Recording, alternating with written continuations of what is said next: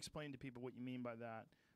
When the lanes are painted very clearly, the cameras in the autonomous vehicles can recognize them and stay inside those lanes much more easily. Yeah, there's two ways that cars see the world. Three.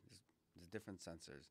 The big ones for autonomous vehicles is LiDAR, which is these lasers that are being shot all over the place in 360, and they give you this point cloud of how far stuff is away, but they don't give you the visual texture information of this is what brand water bottle they are. Mm-hmm. And cameras give you that information. So what Tesla is using, they have 8 cameras, I think, is they perceive the world with cameras. And those two things require different things from the infrastructure, those two sensors. Cameras see the world the same as our human eyes see the world. So they need lane markings, they need infrastructure to be really nicely visible, traffic lights to be visible. So the same kind of things us humans like to have is the cameras like to have. And lane marking is a big one. The other, there's a lot of interesting infrastructure improvements that can happen, like traffic lights. Our traffic lights are super dumb right now. They sense nothing about the world, about the density of pedestrians, about the approaching cars. If traffic lights can communicate with the car, which it makes perfect sense. It's right there. There's no size limitations. It can have a computer inside of it. You can coordinate different things in terms of the same pedestrian kind of problem. Well, we have sensors now in streets, so when you pull up to certain lights, especially at night, the light will be red. You pull up, it instantaneously turns green because it recognizes that you've stepped over or driven over a sensor. That's right. So that's a step in the right direction, but that's really sort of crude. 20 years, 30 years ago technology. Mm-hmm. So you want to have something like the power of a smartphone inside of a track. It's pretty basic to do, but there's way outside of my expertise is how do you get government to do these kinds of improvements. So if I'm mistaken, well, correct me if I'm mistaken, but you're looking at things in terms of what we can do right now. Right. And a guy like Elon Musk or Sam Harris is saying, yeah, but look at where technology leads us. If you go back to 1960, the kind of computers that they used to do the Apollo mission, you get a whole room full of computers that doesn't have nearly the same power as the phone that's in your pocket right now. Now, if you go into the future and exponentially calculate like what's going to take place in terms of our ability to create autonomous vehicles, our ability to create artificial intelligence, and all of these things going from what we have right now to what could be in 20 years, where we very well might look at some sort of an artificial being that can communicate with you, some sort of an ex machina type creature. I mean, that's not outside the realm of possibility at all. You have to be careful with the at all part. At all. It's our ability to predict the future is really difficult, but I agree with you. It's not outside the realm of possibility. Yeah. And the thing, there's a few examples that are brought along just because I enjoy these predictions. So the of how bad we are at predicting stuff. From the very engineers, the very guys and gals like me sitting before you made some of the worst predictions in history in terms of both pessimistic and optimistic. The Wright brothers, one of the Wright brothers, before they flew in 1903, predicted 2 years before that it will be 50 years. I confess that in 1901, that's one of the brothers talking, I said to my brother Orville that man would not fly for 50 years. 2 years later, we ourselves were making flights. This demonstration of my inability as a prophet gave me such shock that I have ever since distrusted myself and have refrained from all prediction. That's one of the Wright brothers, one of the people working on it 2 years. So that's a pessimistic estimation versus an optimistic explanation, or exactly. And the same prediction. With Albert Einstein. Fermi made these kind of pessimistic observations.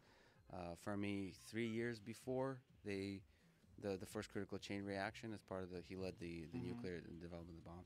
He said that he has 90% confidence that it's impossible. 3 years before. Okay, so that's on the pessimistic side. On the optimistic side, the history of AI is laden with optimistic predictions. In 1965, one of the seminal people in AI, Herbert Simon, said machines will be capable within 20 years of doing any work a man can do. He also said within 10 years, a digital computer will be the world chess champion. That's in 58. And we didn't do that until 90-something, 98, so 40 years Yeah, later. but that's one person, right? I mean, Right. it's a guy taking a stab in the dark based on what data? I mean, what's he basing this off of? Our imagination. Right. We have more data points now, don't you think? No. In terms of no. Not about the future. That's the thing. Not about the future, but about what's possible right now. Right. And if you look at the past is a really bad predictor of the future. Mm-hmm. If you look at the past, what we've done, the immense advancement of technology has given us, in many ways, optimism about what's possible. Right. But exactly what is possible, we're not good at. So I am much more confident that the world will look very fascinatingly different in the future. Whether AI will be part of that world is unclear. It could be we will all live in a virtual reality world. For example, one of the things I'm really think about is, to me, a really dumb AI on 1 billion smartphones is potentially more impactful than a super intelligent AI in the world. The fact that everybody now has smartphones, this kind of access to information, the way we communicate, the globalization of everything, the potential impact there of just even subtle improvements in AI could be could completely change the fabric of our society in a way where these discussions about an ex machina type lady walking around will be silly, because we'll all be either living on Mars or living in virtual reality, or there's so many exciting possibilities. Right. And what I believe in is we have to think about them, talk about them. Technology is always the source of danger, of risk. All of the biggest things that threaten our civilization at the small and large scale, all are connected to misuse of technology we develop. And at the same time, it's that very technology that will empower us and save us. So there's Max Tegmark, brilliant guy, Life 3.0. I recommend you read his book on the artificial general intelligence. He talks about the race. There's a race that can't be stopped. One is the development of technology, and the other is the development of our wisdom of how to stop or how to control the technology. And it's this kind of race. And our wisdom is always like one step behind. And then that's why we need to invest in it and keep always thinking about new ideas. So right now we're talking about AI. We don't know what it's going to look like in 5 years. We have to keep thinking about it. We have to, through simulation, explore different ideas, through conferences, have debates, come up with different approaches of how to solve particular problems, like I said, with bias, or how to solve deep fakes, where you can make Donald Trump or former President Obama say anything, or you can have Facebook advertisement, hyper-targeted advertisements.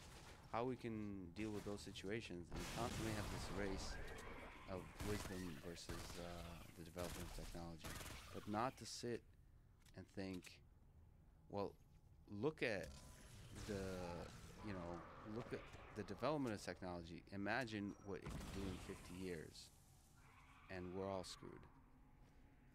Because that's important to sort of be nervous about it in that way, but it's not conducive to what do we do about it. And the people that know what to do about it are the people trying to build this technology, building this future one step at a time. What do you mean by know what to do about it? Because let's put it in terms of Elon Musk. Right. Like Elon Musk is terrified of artificial intelligence, because he thinks by the time it becomes sentient, it'll be too late. It'll be smarter than us, and we'll have essentially created our successors. Yes. And let me quote Joe Rogan and say that's just one guy. Yeah. Well, Sam Harris thinks the same thing.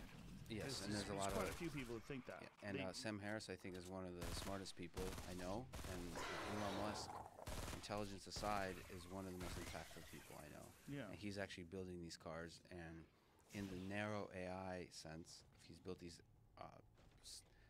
autopilot system that we've been studying, the way that system works is incredible. It was very surprising to me on many levels. It's an incredible demonstration of what AI can do in a positive way in the world. So I don't, but people can disagree. I'm not sure the functional value of his fear about the possibility of this future. Well, if he's correct, there's functional value in hitting the brakes before this takes place. To just to be a person who's standing on top of the rocks with a light to warn the boats, hey, there's a rock here. Like, you pay attention to where we're going because there's perils ahead. I think that's what he's saying.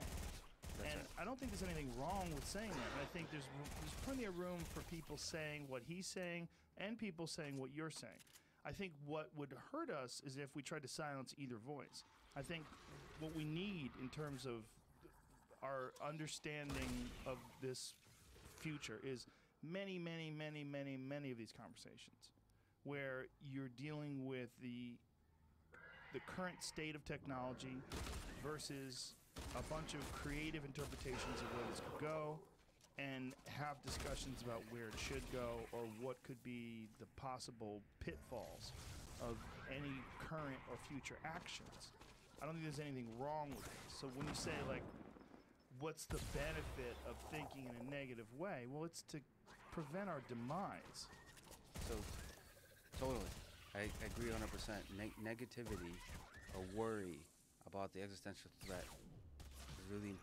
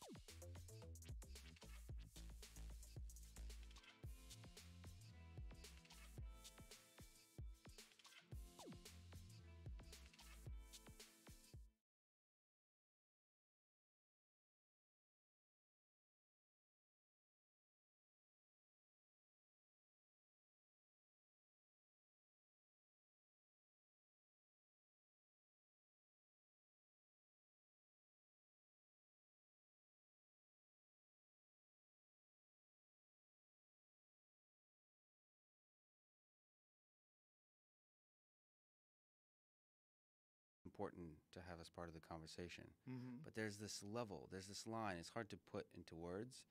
There's a line that you cross when that worry becomes hyperbole. Yeah, and then there's something about human psyche where it becomes paralyzing for some reason. Right. Now, when I have beers with my friends, the non-AI folks, we cross that line all day and have fun with it. I talk Maybe to I should get you drunk right now. Yeah, maybe. Regret every moment of it. I talked to Steve Pinker, his Enlightenment Now, his book, kind of highlights that that kind of that he's totally doesn't find that appealing because that's crossing all realms of rationality and reason. When you say that appealing, what do you mean? Crossing the line into what will happen in 50 years. What could happen. What could happen. He doesn't find that appealing. He doesn't find it appealing because he's studied, and I'm not sure I agree with him to the degree that he takes it. He finds that there's no evidence. He wants all our discussions to be grounded in evidence and data. And he highlights the fact that there's something about human psyche that desires this negativity, that it wants, there's something undeniable where we want to create and engineer the gods that overpower us and destroy us. We want to, or we worry about it? I don't know if we want to.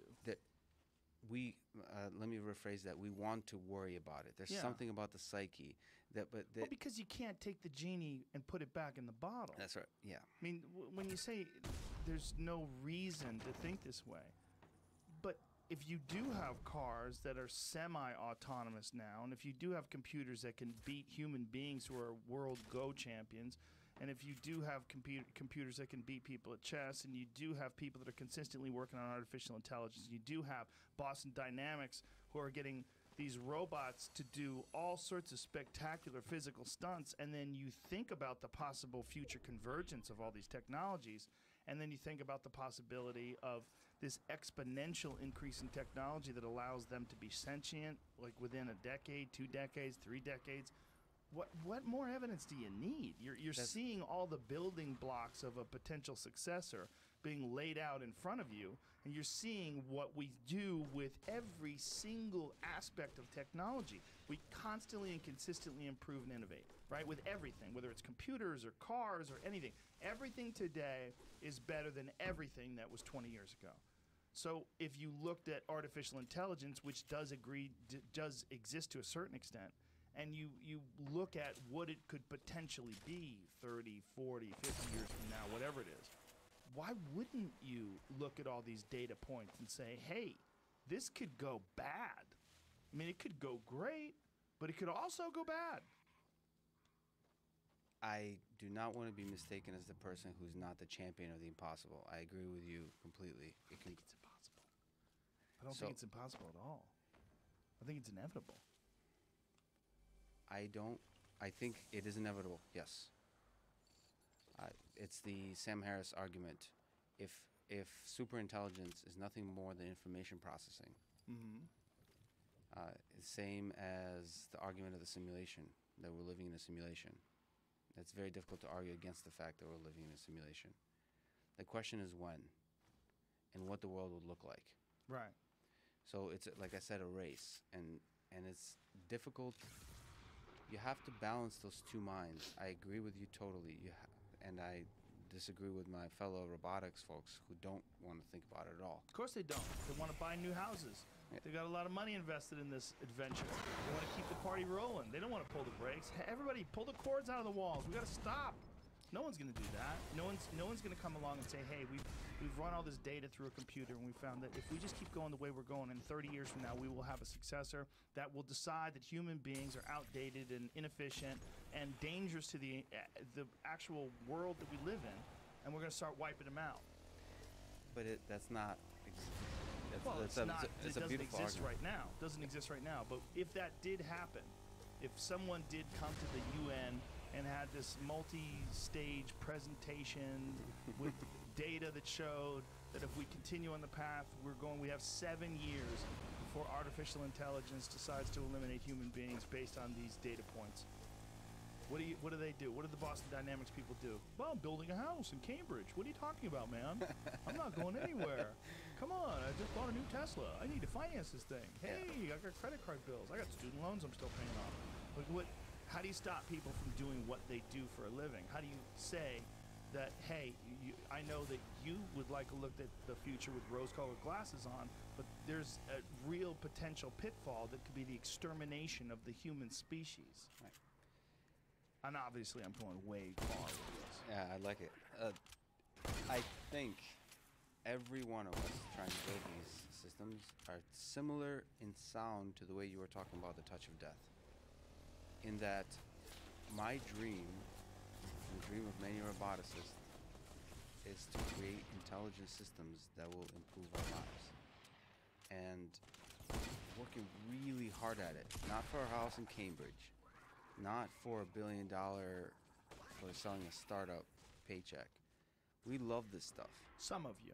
Some of us, sure. Obviously, the motivations are different for every single human being that's involved in every endeavor. So, and we're trying really hard to build these systems, and it's really hard. So whenever the question is, well, this is going to, look at, historically, it's going to take off. It can potentially take off any moment. It's very difficult to really be cognizant as an engineer about how it takes off, because you're trying to make it take off in a positive direction, and you're failing. Everybody is failing. It's been really hard. And so you have to acknowledge that that overnight some Elon Musk type character might come along, and people with this boring company or with SpaceX, people didn't think anybody but NASA could do what Elon Musk is doing, and he's doing it. It's hard to think about that too much. You have to do that, but the reality is we're trying to create these super intelligent beings. Sure, but isn't the reality also that we have done things in the past because we were trying to do it, and then we realized that these have horrific consequences for the human race, like Oppenheimer and the Manhattan Project. When he said, "I am death, destroyer of worlds," when he's quoting the Bhagavad Gita, when he's detonating the first nuclear bomb and realizing what he's done. Just because something's possible to do doesn't necessarily mean it's a good idea for human beings to do it. Now, we haven't destroyed the world with Oppenheimer's discovery, and through the work of the Manhattan Project, we've managed to somehow or another keep the lid on this shit for the last 60. Which is incredible. It's crazy, right? For the last, 70 years? How long has it been? 70 sounds right. 10,000, 20,000 nukes all over the world right now. It's crazy. I mean, we literally could kill everything on the planet. And somehow we don't. Not. Somehow, in some amazing way, we have not. But that doesn't mean that's a very short amount of time in relation to the actual lifespan of the Earth itself, and certainly in terms of the time human history's been around. And nuclear weapons, global warming is another one. Sure, but that's a side effect of our actions, right? We're talking about a direct effect of human ingenuity and innovation, the nuclear bomb. It's a direct effect. We tried to make it, we made it, there it goes. Global warming's an accidental consequence of human civilization. So you can't, I don't think it's possible to not build the nuclear bomb. You don't think it's possible to not build it? Because people are tribal, they speak different languages, they have different desires and needs, and they were in war. So if all these engineers were working towards it, it was not possible to not build it. Yeah, and like I said, there's something about us chimps in a large collective where we are born and push forward towards progress of technology. You cannot stop the progress of technology. So the goal is how to guide that development into a positive direction. But surely, if we do understand that this has taken place, and we did drop these enormous bombs on Hiroshima and Nagasaki and killed untold amounts of innocent people with these detonations, that it's not necessarily always a good thing to pursue technology. Nobody is so... you see what I'm saying? Yes, where I'm getting 100%. at? I agree with you totally. So I'm more playing devil's advocate than anything. But what I'm saying is, you guys are looking at these things like we're just trying to make these things happen, And what I think people like Elon Musk and Sam Harris and a bunch of others that are gravely concerned about the potential for AI are saying is I understand what you're doing, but you've got to understand the other side of it. You've got to understand that there are people out there that are terrified that if you do extrapolate, if you do take this, our relentless thirst for innovation and keep going with it, when you look at what we can do, what human beings can do so far in our crude manner of 2018, with all the amazing things they've been able to accomplish, it's entirely possible that we might be creating our successors. This is not outside the realm of possibility. And all of our biological limitations might be, we might figure out a better way. And this better way might be some sort of an artificial creature. Yep. AI began with our dream to forge the gods. And that's, I think that it's impossible to stop. Well, it's not impossible to stop if you go Ted Kaczynski and kill all the people. I mean, that's what Ted Kaczynski anticipated. You know, the Unabomber. Do you know the whole story behind him? No. What was he trying to stop? Whew, he's a fascinating cat. Here's what's fascinating. There's a bunch of fascinating things about him. But one of the more fascinating things about him, he was involved in the Harvard LSD studies. Right. So they were nuking that dude's brain with acid. And then he goes to Berkeley, becomes a professor, takes all his money from teaching and just makes a cabin in the woods and decides to kill people that are involved in the creation of technology because he thinks technology is eventually going to kill off all the people. So he becomes crazy and schizophrenic, and who knows what the fuck is wrong with him, and whether or not this would have taken place inevitably or whether this was a direct result of his being literally like drowned in LSD. We don't even know how much they gave him or what the experiment entailed or how many other people's got their brain torched during these experiments. But we do know for a fact that Ted Kaczynski was a part of the Harvard LSD studies. And we do know that he went and did move to the woods and write his manifesto and start blowing up people that were involved in technology. And the basic thesis of his manifesto that perhaps LSD opened his eyes to is that technology is going to kill all humans. Yeah. And so we should... It was going to be the end of the human race, I believe. Human race. So the solution... You know what is that what he said? You looking it up? The Industrial Revolution and its consequences have been a disaster for the human race. Yeah, he extrapolated. He was looking at where we're going and these people that were responsible for innovation, and he was saying they're doing this with no regard for the consequences on the human race. And he thought the way to stop that was to kill people. Obviously, he's fucking demented. But this is, I mean, he literally was saying what we're saying right now. You keep going, we're fucked. So the Industrial Revolution, I'll have to think about that. It's a really important message coming from the wrong guy, but where's all this taking us? Yeah, where is it taking us? So I guess my underlying assumption is the current capitalist structure of society, that we always want a new iPhone. You said one of the best reviewers on yesterday that always talks about the Marcus, yeah. We always, myself too, Pixel 3. I have a Pixel 2. I'm thinking, man, maybe I need a Pixel 3. Maybe you do. I don't know, a better camera. You know, that whatever that is, that fire that wants more, better. Mm-hmm. I just don't think it's possible to stop, and the best thing we can do is to explore ways to guide it towards safety where it helps us. When you say it's not possible to stop, you mean collectively as an organism, like the human race, that it's a tendency that's just built in? It's certainly possible to stop as an individual, because I know people, like my friend Ari, who's given up on smartphones. He went to a flip phone, and he doesn't check social media anymore, and he found it to be toxic. He didn't like it. He thought he was too addicted to it, and he didn't like where it was leading him. Yep. So on an individual level, it's possible. Individual level, but then, and just like with Ted Kaczynski, on the individual level, it's possible to do certain things that try to stop it in more dramatic ways. But I just think the force of this symbiotic, this organism, that's just this living, breathing organism that is our civilization, will progress forward. We're just curious apes. It's this desire to explore the universe. Why? Why do we want to do these things? Why do we look up and we want to travel? And it's not, I don't think it's sort of, we're trying to optimize for survival. In fact, I don't think most of us would want to be immortal. I think that it's like Neil deGrasse Tyson talks about. The fact that we're mortal, the fact that one day we'll die is one of the things that gives life meaning. And sort of trying to worry and trying to sort of say, wait a minute, where is this going?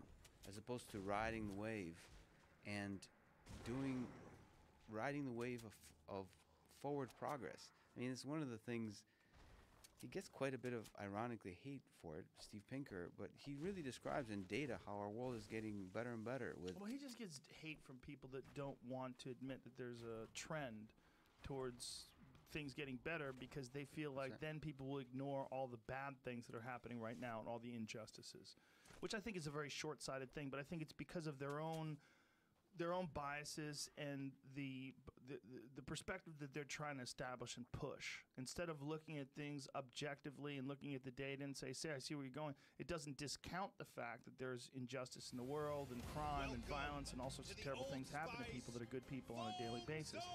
But what he's saying is just look at the actual trend of civilization in the human species itself, and there's an undeniable trend towards peace.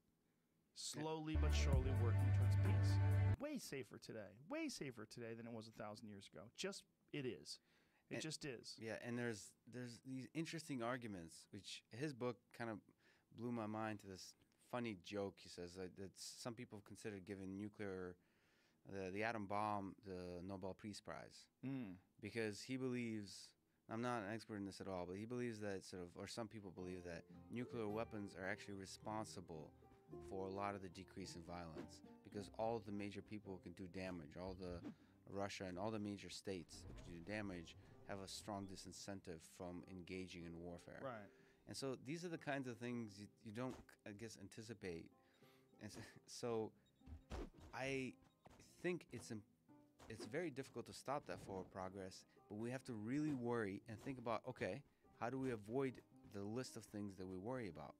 So one of the things that people really worry about is the control problem, is basically AI becoming not necessarily super intelligent, but super powerful. We put too much of our lives into it. That's where Elon Musk and others, they want to provide regulation of some sort, saying, wait a minute, you have to put some bars on what this thing can do from a government perspective, from a company perspective. Right, but how could you stop rogue states from doing that? How could you? Why would China listen to us? Why would Russia listen to us? Why would other countries that are capable of doing this and maybe don't have the same sort of power that the United States has, and they would like to establish that kind of power, why wouldn't they just take the cap off? In a philosophical, high-level sense, there's no reason. Right. But if you engineer it in, so we do this thing with autonomous vehicles called arguing machines. We have multiple AI systems argue against each other. So it's possible that you have some AI systems over supervising other AI systems. So have in our nation, there's a Congress arguing blue and red states being represented, and there's this discourse going on, debate, and have AI systems like that too. It doesn't necessarily need to be one super powerful thing. It could be AI supervising each other. So there's interesting ideas there to play with, because ultimately, what are these artificial intelligence systems doing? We humans place power into their hands first. In order for them to run away with it, we need to put power into their hands. So we have to figure out how we put that power in initially so it doesn't run away, and how supervision can happen. Right, but this is us, right? You're talking about rational people. What about other people? Why would they engineer limitations into their artificial intelligence, and what incentive would they have to do that, to somehow or another limit their artificial intelligence to keep it from having as much power as ours? Yeah. There's really not a lot of incentive on their side, especially if there's some sort of competitive advantage for their artificial intelligence to be more ruthless, more sentient, more autonomous. I mean, it seems like once the genie's out of the bottle, it's going to be very hard. I have a theory, and this is a very bizarre theory, but I've been running with this for quite a few years now. I think human beings are some sort of a caterpillar, and I think we're creating a cocoon, and through that cocoon, we're going to give birth to a butterfly, and then we're going to become something. And I think whether we're going to have some sort of a symbiotic connection to these electronic things where they're going to replace our parts, our failing parts, with far superior parts until we're not really a person anymore. Like, what was that Scarlett Johansson movie? The Ghost in the Shell? I tried to watch part of it. It's pretty stupid, but she's hot as fuck, so it kept my attention for a little bit. But in that, they took her brain and put it in this artificial body that was like had superpowers, and they basically replaced everything about her that wasn't her consciousness with these artificial parts. Like all of her frame, everything was just some new thing that was far superior. And she had these abilities that no human being will ever have. I really wonder why we have this insatiable thirst. Why can't, if we're so logical and so thoughtful in some ways, why can't we be that way when it comes to materialism? Well, I think one of the reasons why is because materialism is the main engine that pushes innovation. If it wasn't for people's desire to get the newest, latest, and greatest thing, what would fund these new TVs, cell phones, computers? Why do you really need a new laptop every year? Is it because of engineered obsolescence where the laptop dies off and you have to get a new one because they fucked you and they built a shitty machine that's designed to die so you buy a new one? You really like iPhones, don't you? Well, it's not even iPhones, a laptop. Yeah. Well, is it because you're, you just see the number. 2.6 gigahertz is better than 2.4. Oh, it's the new one. It has a 12 megapixel webcam instead of an 8. And for whatever reason, we have this desire to get those new things. I think that's what fuels innovation. And my cynical view of this thing that's happening is that we have this bizarre desire to fuel our demise, and that we're doing so by fueling technology, by motivating these companies to continually innovate. No, if everybody just said, you know what, man, I'm really into log cabins, and I want an axe where I can cut my own firewood, and I realized the TV's rotting my brain, I just want to read books. So fuck off. And everybody started doing that, and everybody started living, like, when it gets dark out, I'll use candles. And you know what, I'm going to get my water from a well. And you know what I'm going to do, and I like living better that way. If people started doing that, there would be no need for companies to continually make new computers, to make new phones, to make new smartwatches, or whatever the fuck they're making, to make cars that can drive themselves. These things that we're really, really attached to, if you looked at the human organism, like if somehow or another could objectively remove yourself from society and culture and all the things that make us a person, and you look at what we do, like, what does this thing do? We found this planet. There's these little pink monkeys and brown monkeys and yellow monkeys, and what are they all into? Well, they all seem to be into making stuff. And what kind of stuff are they making? Well, they keep making better and better stuff. It's more and more capable. Well, where's it going? Well, it's going to replace them. They're going to make a thing that's better than them.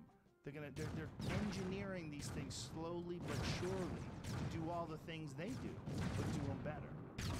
Yeah, and it's a fascinating theory. I mean, it's not a theory. It's a instructive way to think about intelligence in life. Period. So if you step back, look across human history, right, and look at Earth as an organism, like, what is this thing doing? The thing is, I think in terms of scale and in terms of time, you can look that way at so many things. Like, isn't there billions or trillions of organisms on our skin right now? Mm-hmm. Both of us that have little civilizations, right? They have a different mechanism by which they operate and interact.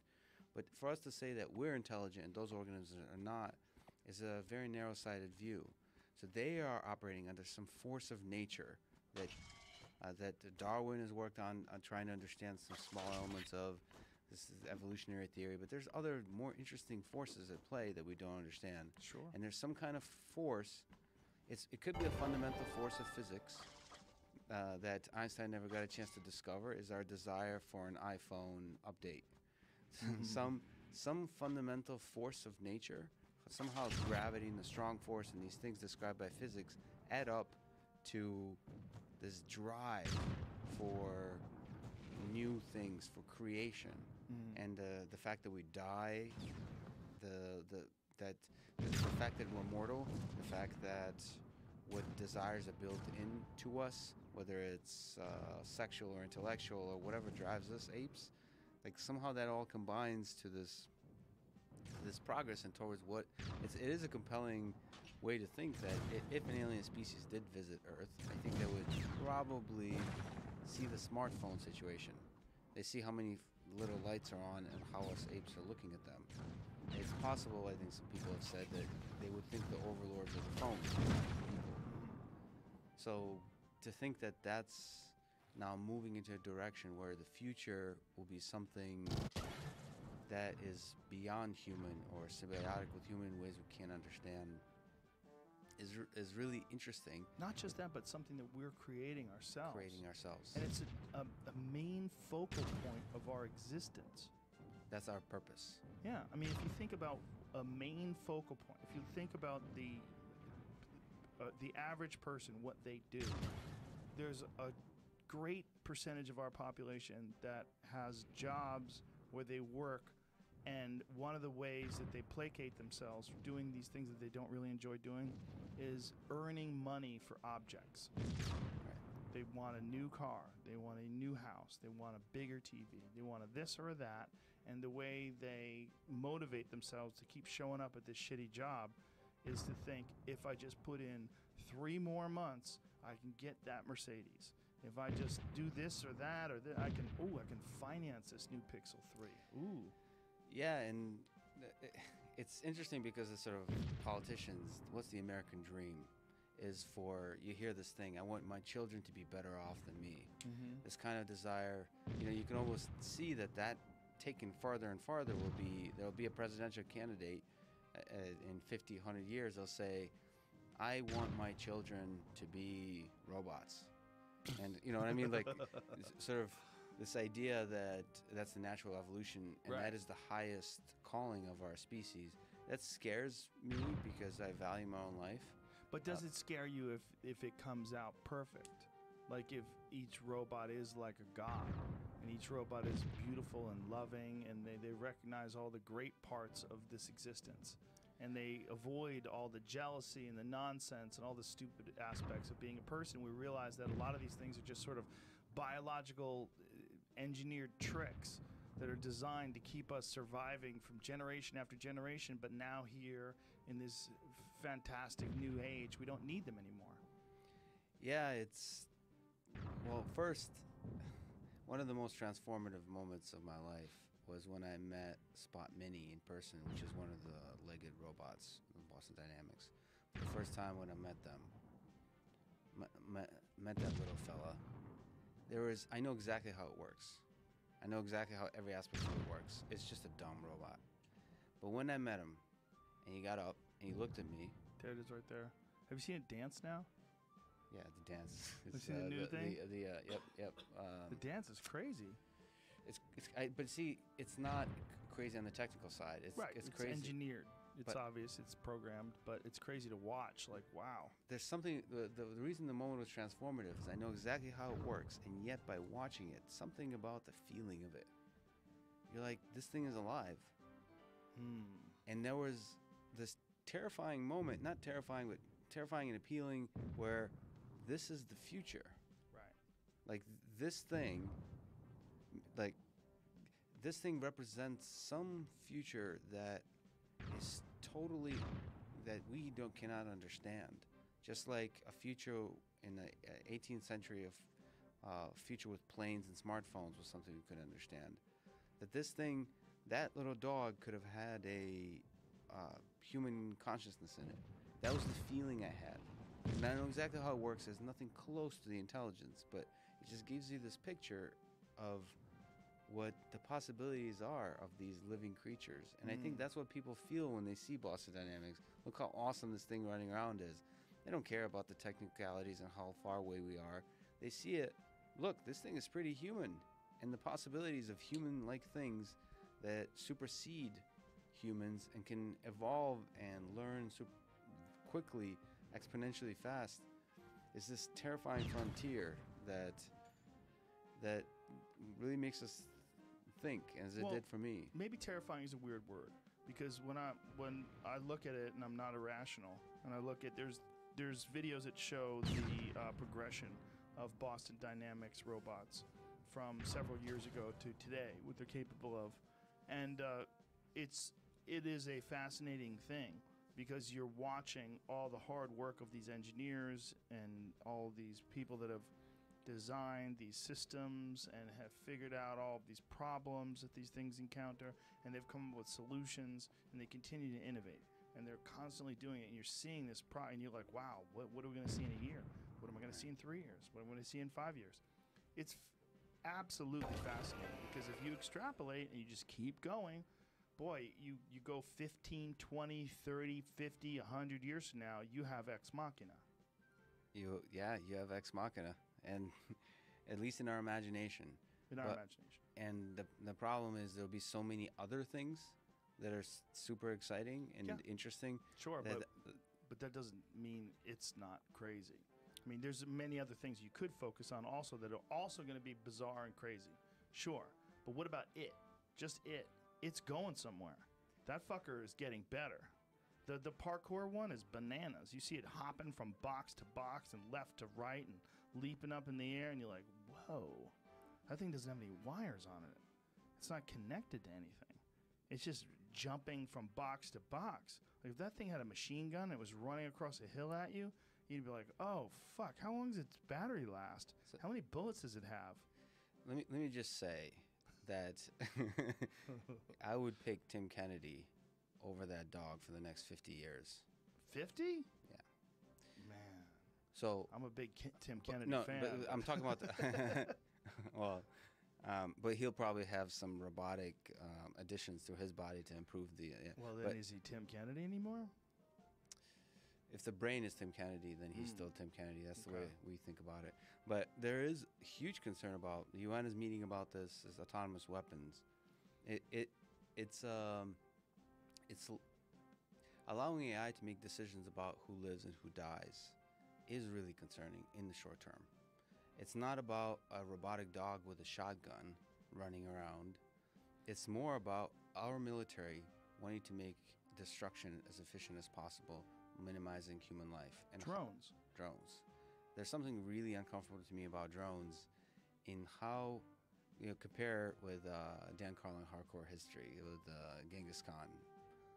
There's something impersonal about what drones are doing, where it moves you away from the actual destruction that you're achieving, where I worry that our ability to encode the ethics into these systems will go wrong in ways we don't expect. Right. And so, I mean, folks at the UN talk about, well, you have these automated, drones that drop bombs over a particular area. So the bigger and bigger the area is over which you allow an artificial intelligence system to make a decision to drop the bombs, the weirder and weirder it gets. There's some line. Now, presumably if there's like 3 tanks that you would like to destroy with a drone, it's okay for an AI system to say, I would like to destroy those 3. Like, I'll handle everything. Just give me the 3 tanks. But now this makes me uncomfortable as well, because I think I'm opposed to most wars. But it's just military is military, and they try to get the job done. Now, what if we now expand that to 10, 20, 100 tanks, where you now let AI system drop bombs all over very large areas? How can that go wrong? And that's terrifying, and there's practical engineering solutions to that, oversight.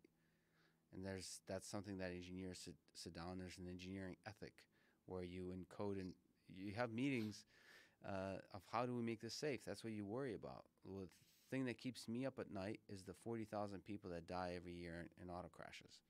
Like, I worry about not, you have to understand, like, I worry about the future of AGI taking over, but that's not as large AGI? AGI, artificial general intelligence. That's kind of the term that people have been using for this. But maybe because I'm in it, I worry more about the 40,000 people that die in the United States and the 1.2 million that die every year from auto crashes. There's something that is more real to me about the death that's happening now that could be helped. Mm-hmm. And that's the fight.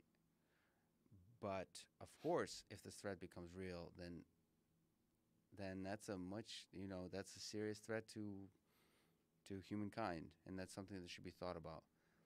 I just worry I worry also about the AI winter. So I mentioned there's been 2 winters in the 70s and the 80s to 90s when funding completely dried up, but more importantly, just people stopped getting into artificial intelligence and became cynical about its possibilities, because there was a hype cycle where everyone was really excited about the possibilities of AI.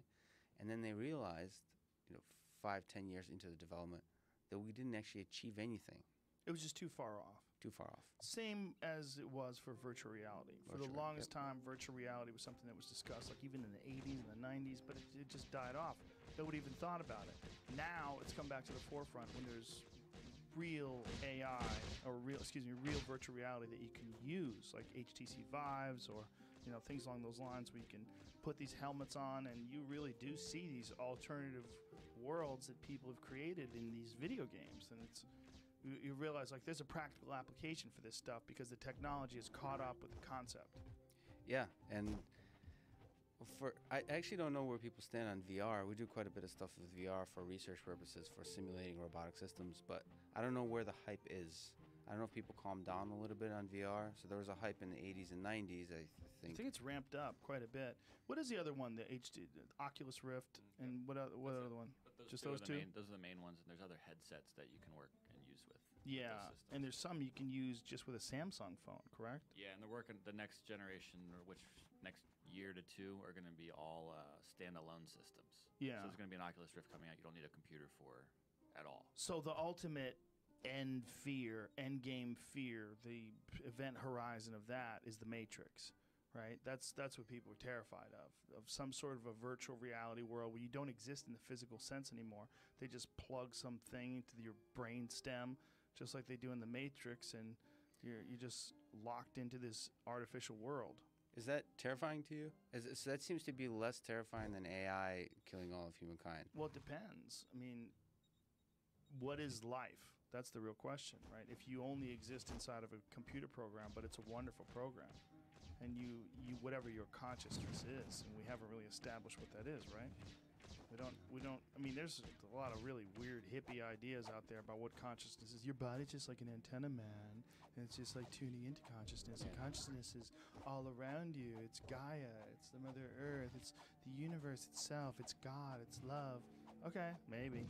I don't know. But if you could take that, whatever the fuck it is, and send it in a cell phone to New Zealand, is that where your consciousness is now? Because, like, if we figure out what consciousness is and get it to the point where we can turn it into a program or duplicate it, I mean, that sounds so far away. But if you went up to someone from 1820 and said, hey, man, one day I'm going to take a picture of my dick and I'm going to send it to this girl. She's going to get it on her phone. They'd be like, what the fuck are you talking about? Yeah. A photo? What do you mean?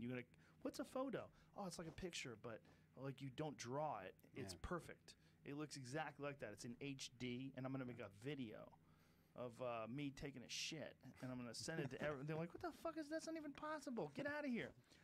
That is essentially you're capturing time. You're capturing moments in time at a very, not a very crude sense, but a crude sense in terms of comparing it to the actual world in the moment where it's happening.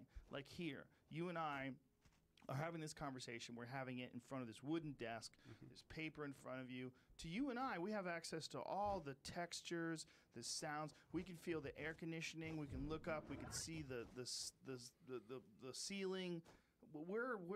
We got the whole thing in front of us because we're really here. Yeah. But to many people that are watching this on YouTube right now, they're getting a minimized, crude version of this that's similar. But it feels real. It feels pretty real. It's pretty close. It's pretty close. So I mean, I've listened to your podcast for a while. You usually have, so when I listen to your podcast, it feels like I'm sitting in with friends listening to a conversation.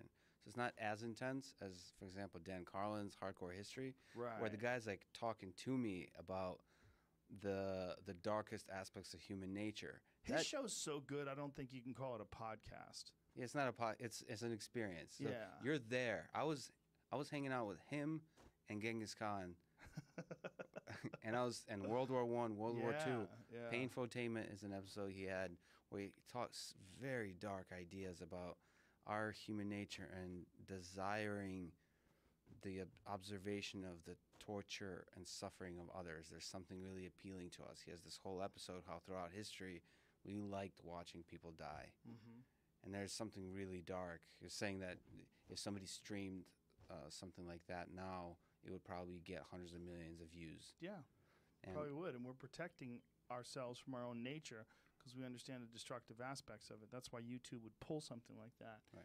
If you tied a person in between two trucks and pulled them apart and put that on YouTube, it would get millions of hits. But YouTube would pull it because we've decided as a society collectively that those kind of images are gruesome and terrible for us. But nevertheless, that experience of listening to his podcast/show, it feels real. Just like VR for me, there's really strongly real aspects to it, where I'm not sure that if the VR technology gets much better, to where if you had a choice between, do you want to live your life in VR? You're going to die just like you would in real life, meaning your body will die. You're just going to hook up yourself to a machine like it's a deprivation tank, and just all you are is in VR, and you're going to live in that world. Which life would you choose? Would you choose the life in VR, or would you choose a real life? That was the guy's decision in The Matrix, right? The guy decided in The Matrix he wanted to be a special person in The Matrix. He was eating that steak, talking to the guys, and he decided he was going to give up. Remember that? Yep. Yeah. So what decision would you make? I mean, what is reality if it's not what you're experiencing? Right. If you're experiencing something, but it's not tactile in the sense like you can't drag it somewhere and put it on a scale and take a ruler to it and measure it, but in the moment of being there, it seems like it is. What is missing? What is missing? Well, it's not real. Well, what is real then? What is real? Well, that's the ultimate question in terms of, like, are we living in a simulation? That's one of the things that Elon brought up when I was talking to him. Mm-hmm. And this is one thing that people have struggled with. If we are one day going to come up with an artificial reality that's indiscernible from reality in terms of emotions, in terms of experiences, feel, touch, smell, all of the sensory input that you get from the regular world, if that's inevitable, if one day we do come up with that, how are we to discern whether or not we have already created that and we're stuck in it right now? That we can't. And there's a lot of philosophical arguments for that, but that gets into the nature of reality. It's fascinating because we're totally clueless about what it means to be real. What it means to exist. So consciousness for us, it's incredible. You could look at your own hand. I'm pretty sure I'm on the Joe Rogan Experience podcast. I'm pretty sure this is not real. I'm imagining all of it. There's a knife in front of me. It's surreal, and I have no proof that it's not fake. And those kinds of things actually come into play with the way we think about artificial intelligence too. Like, what is intelligence? Right. It seems like we're easily impressed by algorithms and robots we create that appear to have intelligence, but we still don't know what is intelligent and how close those things are to us. And we think that ourselves as this biological entity that can think and talk and cry and laugh, that we are somehow or another more important than some sort of silicone-based thing that we create that does everything that we do but far better. Yeah, I think if I were to take a stand, a civil rights stand, I hope I'm young. I'll one day run for president on this platform, by the way, that defending the rights, well, I can't because I'm Russian, but maybe they'll change the rules, robots will have rights. And I'll robots' lives matter. And I actually believe that we're going to have to start struggling with the idea of how we interact with robots. I've seen too often the abuse of robots, and not just the Boston Dynamics, but literally people, you leave them alone with the robot, the dark nature of the dark aspects of human nature comes out, and it's worrying to me. I would like a robot that spars, but only can move at like 50% of what I can move at, so I can fuck it up. Yeah. You'd be able to practice like really well. Yeah. Like you would develop like some awesome like sparring instincts with that robot, but there would still be consequences. Like if you did fuck up and you got lazy and the leg kicked you and you didn't check it, it would hurt. I would love to see like a live stream of that session, because there's so many ways. I practiced on a dummy. There is aspects to a dummy that's helpful. Yeah, in terms of the positioning and where your stance is and technique. Yeah, there's something to it. I could certainly see that going wrong in ways where a robot might not respect you tapping. Yeah, or a robot decides to beat you to death. It's tired of you fucking it up every day. And one day you get tired, or what if you sprain your ankle and it gets on top of you and mounts you and just starts blasting you in the face?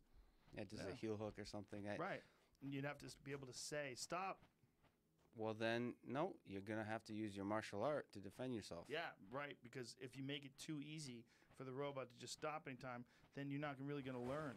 Like, one of the consequences of training, if you're out of shape, is if you get tired, people fuck you up.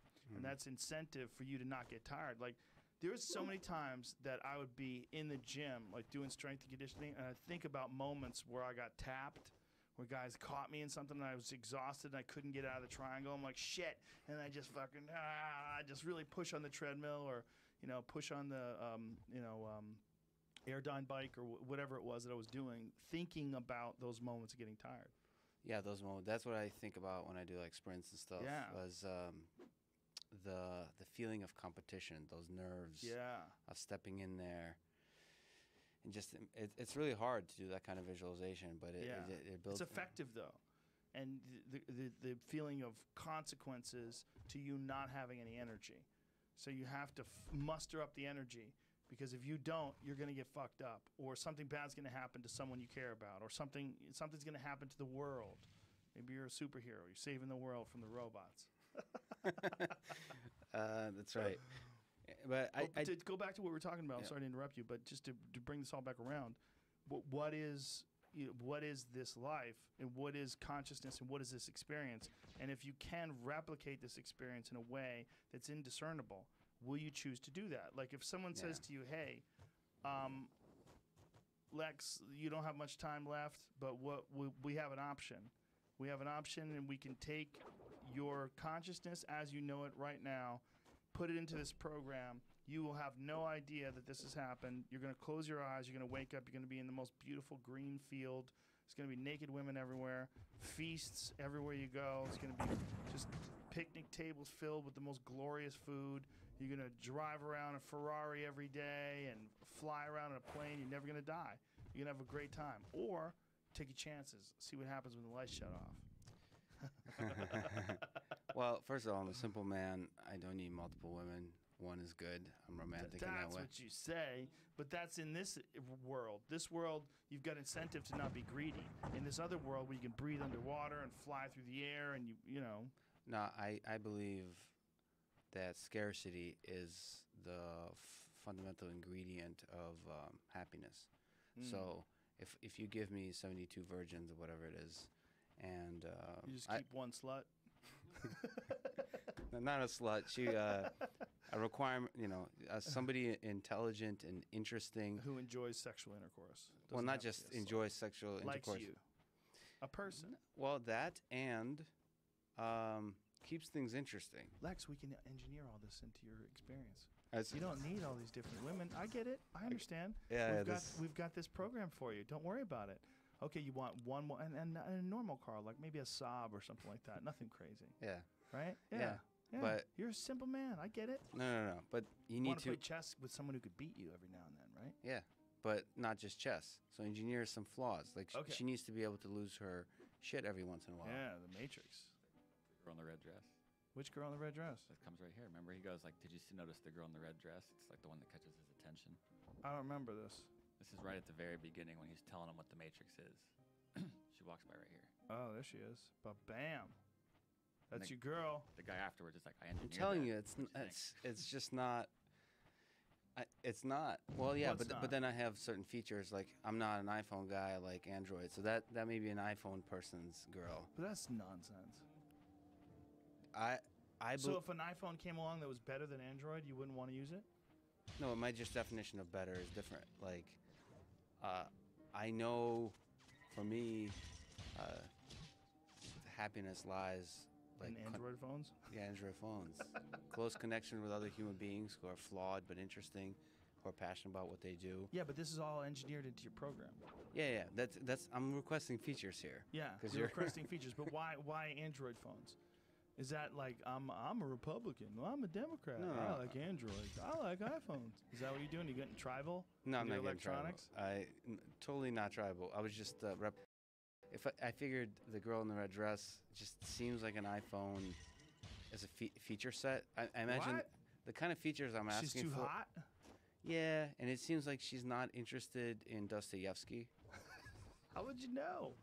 That's so prejudiced of you. Just be. because she's beautiful and she's got a That's tight-fitting dress. That's true. I don't know. That's How very dare unfair. you? That's How very dare unfair. you? You sexist son of a bitch. I'm sorry. Actually, that was totally. She probably likes Nietzsche and Dostoevsky and Camus and Hesse. She did her PhD in astrophysics, possibly.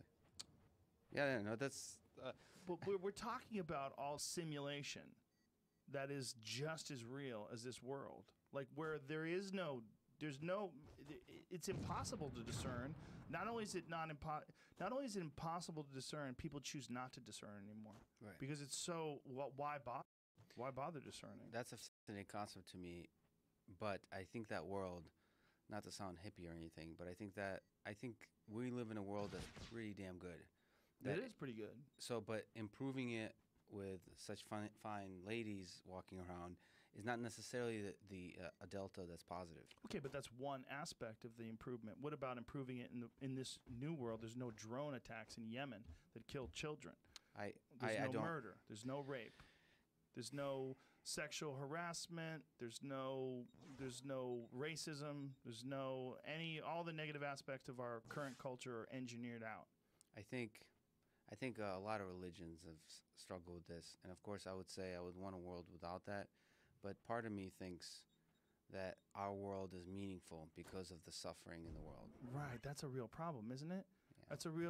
That is a fascinating concept that's almost impossible to ignore. Do you appreciate love because of all the hate? You know, like if you have a hard time finding a girlfriend and just no one's compatible and all I'm the single, by relationships the way. go bad. Oh, you look at holla, letting the ladies know. But if you do have a hard time connecting with someone and then you finally do connect with someone after all those years of loneliness and this person's perfectly compatible with you, how much more will you appreciate them than a guy like Dan Bilzerian who's flying around in a private jet banging tens all day long? You Yeah, know? or maybe he's fucking drowning in his own sorrow. Maybe he's got too much prosperity. Maybe Yeah, and we have that with social networks too. The people that, I mean, you're pretty famous. The amount of love you get is huge. It might be because of the overflow of love. It might be difficult to appreciate more like genuine little moments of love. And it's not for me. No, I spent a lot of time thinking about that, and I also spent a lot of time thinking about how titanically bizarre my place in the world is.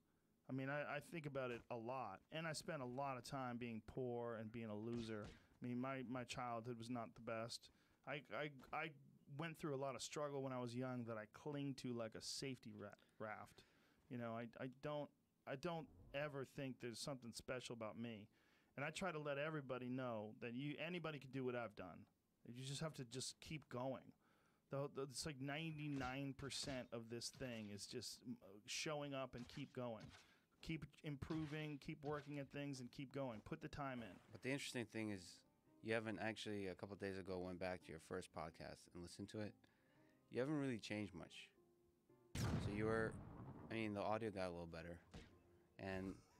But just like the genuine nature of the way you interact hasn't changed. And that's fascinating because, you know, fame changes people. Well, I was already famous then. I just was famous. In a different way. Yeah, I was famous. I was already famous from Fear Factor.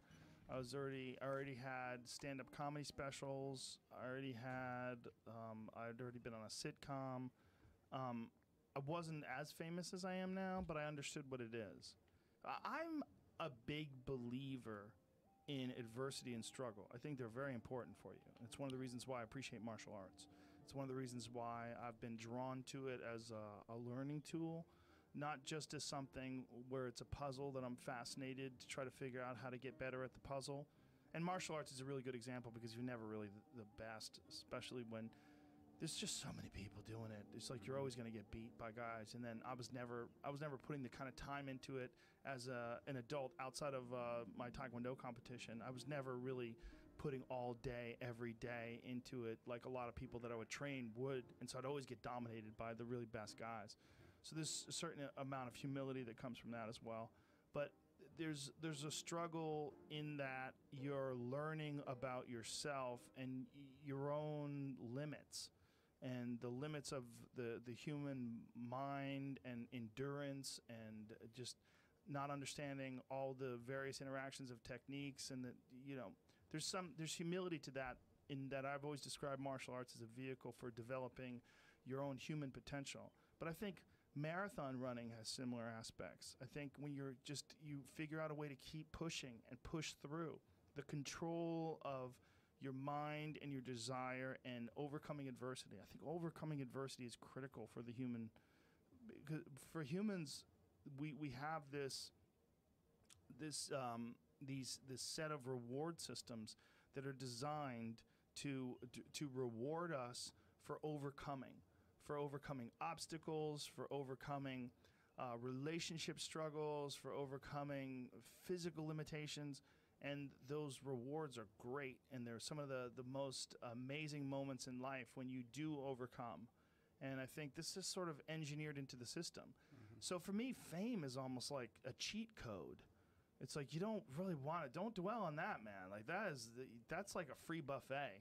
Like you don't, you want to go hunt your own food. You want to make your own fire. You want to cook it yourself and feel the satisfaction. You don't want people feeding you grapes while you lie down. What is the hardest thing? So you talk about challenge a lot. What's the hardest thing when have you been really humbled? Martial arts, for sure. The most humbling. Yeah, from the moment I started. I mean, I got really good at Taekwondo, but even then, I'd still get the fuck beaten out of me by my friends. I got training partners, especially when you're tired and you're doing, you're rotating partners and guys are bigger than you. It's just humbling. Martial arts are very humbling. Yeah, so I got to call you out on something. So you talk about education systems. Sometimes I've heard you say a little broken in high school and so on. I'm not really calling you out. I just want to talk about it because I think it's important. And as somebody who loves math, you talked, but your own journey was school didn't give you passion, value. Well, you can maybe talk to that, but for me, what I always, and maybe I'm sick in the head or something, but for me, math was exciting the way martial arts were exciting for you because it was really hard. I wanted to quit. And the idea with education I have that seems to be flawed nowadays a little bit is that we want to make education easier, that we want to make more accessible and so on. Accessible, of course, is great, but you kind of forget in that, and those are all good goals. You forget in that it's supposed to be also hard. And like teachers, just the way your wrestling coach, if you like quit, you say, I can't do anymore, I have to, you come up with some kind of excuse, your wrestling coach looks at you once and say, get your ass back on the mat. The same way I wish math teachers did.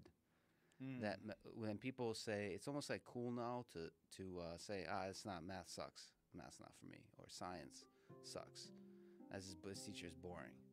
I think there's room for some culture where it says, no, you're not. If you just put in the time and you struggle, then that opens up the universe to you. Like whether you become a Neil deGrasse Tyson or the next Fields Medal winner in mathematics. I would not argue with you for 1 second. I would also say that one of the more beautiful things about human beings is that we vary so much. And that one person who is just obsessed with playing the trombone, and to me, I don't give a fuck about trombones. But that's okay. Like, I can't be obsessed about everything. Some people love golf, and they just want to play it all day long. I've never played golf a day in my life, except miniature golf, and just fucking around. But that doesn't, it's not bad or good. And I think there's definitely some skills that you learn from mathematics that are hugely significant if you want to go into type of fields that you're involved in. For me, it's never been appealing. But it's not that it was just difficult.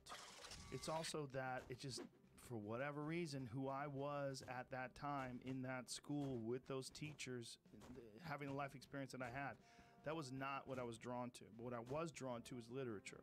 I was drawn to reading. I was drawn to stories. I was drawn to possibilities and creativity. I was drawn to all those things. You were an artist a bit too, right? Yeah. I used to want to be a comic book illustrator. That was a big thing when I was young. I was really into comic books. I was really into traditional comic books, and also a lot of the horror comics from the 1970s, the black and white, like creepy and eerie. Did you ever see those things? Creepy and eerie? Like black and white? Like yeah, what? they were a comic book series that existed like way back in the day. They were all horror, and they were like really cool illustrations and these wild stories, but it was comic books, but they were all black and white. That's creepy and eerie. Oh, that's the actual name. Yeah, eerie and creepy were the names. See, like that was from what year was that? It says September, but it doesn't say what year. But I used to get these when I was a little kid, man. I was like 8, 9 years old in the 70s. Good and evil. Yeah, it was. They were my favorite. Like that's a cover of them, and like they would have like covers that were done by like Frank Frazetta or Boris Vallejo, and just really cool shit. And I was fat. I loved those when I was little. I was always really into horror movies and really into like Bram. Like look at this werewolf one. That was one of my favorite ones. That was a crazy werewolf that was like all fours. Who's the hero usually? Superhero There's no or heroes. regular? Everybody dies in those. That's the beautiful thing about it. dies. Everybody gets fucked over. There's nobody. That was the thing that I really liked about them. Was that like nobody made it out alive. There was no one guy who figured it out and rescued the woman and they rode off in the sunset. But You would turn the corner and there'd be a fucking pack of wolves with glowing eyes waiting to tear everybody apart, and that'd be the end of the book. And I was just really into the illustrations. I found them fascinating. I love those kind of horror movies, and I love those kinds of illustrations. So that's what I wanted to do when I was young. Yeah, I think the education system is probably, we talked about creativity, it's probably not as good at inspiring and feeding that creativity, because I think math and wrestling can be taught systematically. Mm-hmm. I think creativity is something, well, actually I know nothing about it, so I think it's harder to take somebody like you when you're young and say, and inspire you to pursue that fire, whatever's inside. Well, one of the best ways to inspire people is by giving them these alternatives that are so uninteresting. Like saying, you're going to get a job selling washing machines. You're like, fuck that. I'm going to figure out a way to not get a job selling washing machines. Like, some of the best motivations that I've ever had have been terrible jobs. Because you have these terrible jobs, you go, okay, fuck that. I'm going to figure out a way to not do this. You know, and whether you want to call it ADD or ADHD or whatever it is that makes kids squirm in class. I didn't squirm in every class. I didn't squirm in science class. I didn't squirm in interesting subjects. There's things that were interesting to me that I would be locked in and completely fascinated by, and there was things where I just couldn't wait to run out of that room. And I don't know what the reason is, but I do know that a lot of what we call our education system is engineered for a very specific result. And that result is you want to get a kid who can sit in class and learn so that they can sit in a job and perform. And that, for whatever reason, that was just, I mean, I didn't have the ideal childhood. Maybe if I did, I would be more inclined to lean that way, but I didn't want to do anything like that. Like, I couldn't wait to get the fuck out of school so I didn't ever have to listen to anybody like that again. And then just a few years later, I mean, you graduate from high school when you're 18. When I was 21, I was a stand-up comic, and I was like, I found it. This is it. I'm like, good. I found there's an actual job that nobody told me about where you can just make fun of shit. And people go out and they pay money to hear you create jokes and routines and bits. Really? You weren't terrified? Stand up? No, getting on stage. Oh, I was definitely nervous the first time. Probably more nervous. Seems harder than fighting. No, it's different. It's different. The consequences aren't as grave, but that's one of the. Are they not? No. Like No. embarrassment and Getting- not. You don't get pummeled.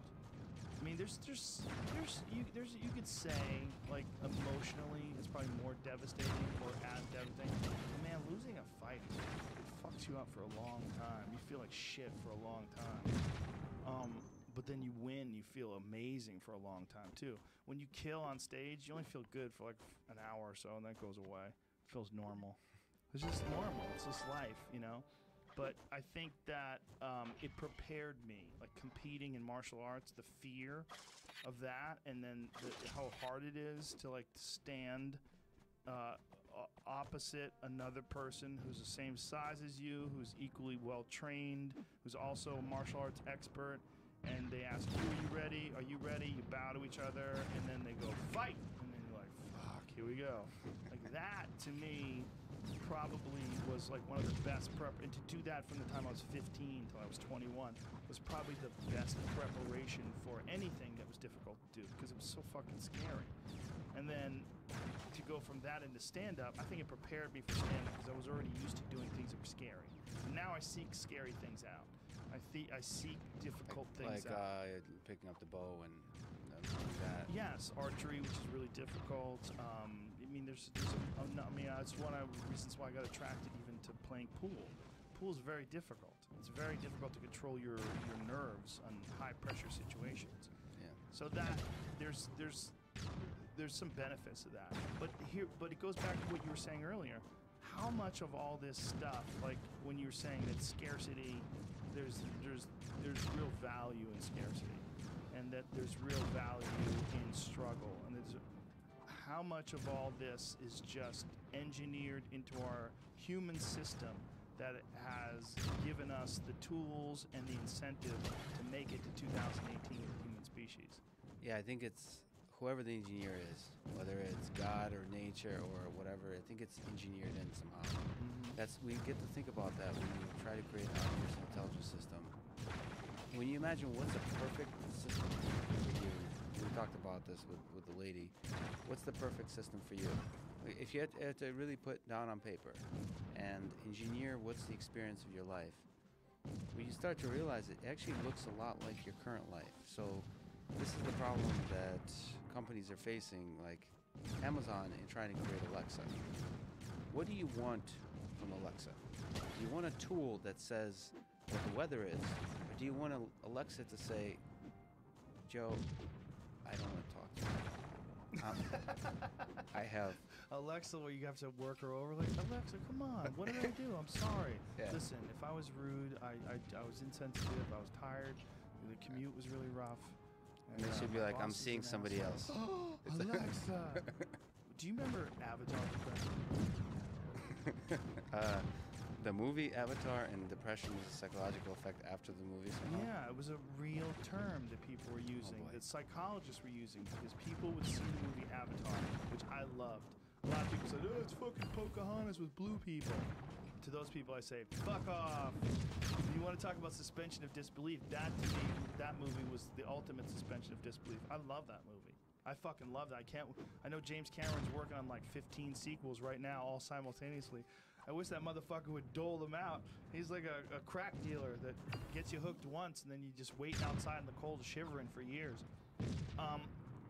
Avatar depression was a psychological term that psychologists were using to describe this mass influx of people that saw that movie and were so enthralled by the way the Na'vi lived in Pandorum that they came back to this stupid world. Didn't want to leave. They wanted to be like the blue guy in Avatar. And it also, there was a mechanism in that film where this regular person became a Na'vi. He became it through the Avatar.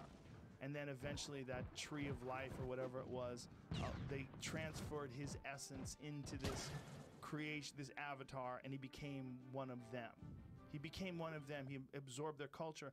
And it was very much like our romanticized versions of the Native Americans, that they lived in symbiotic relationship with the earth. They only took what they needed.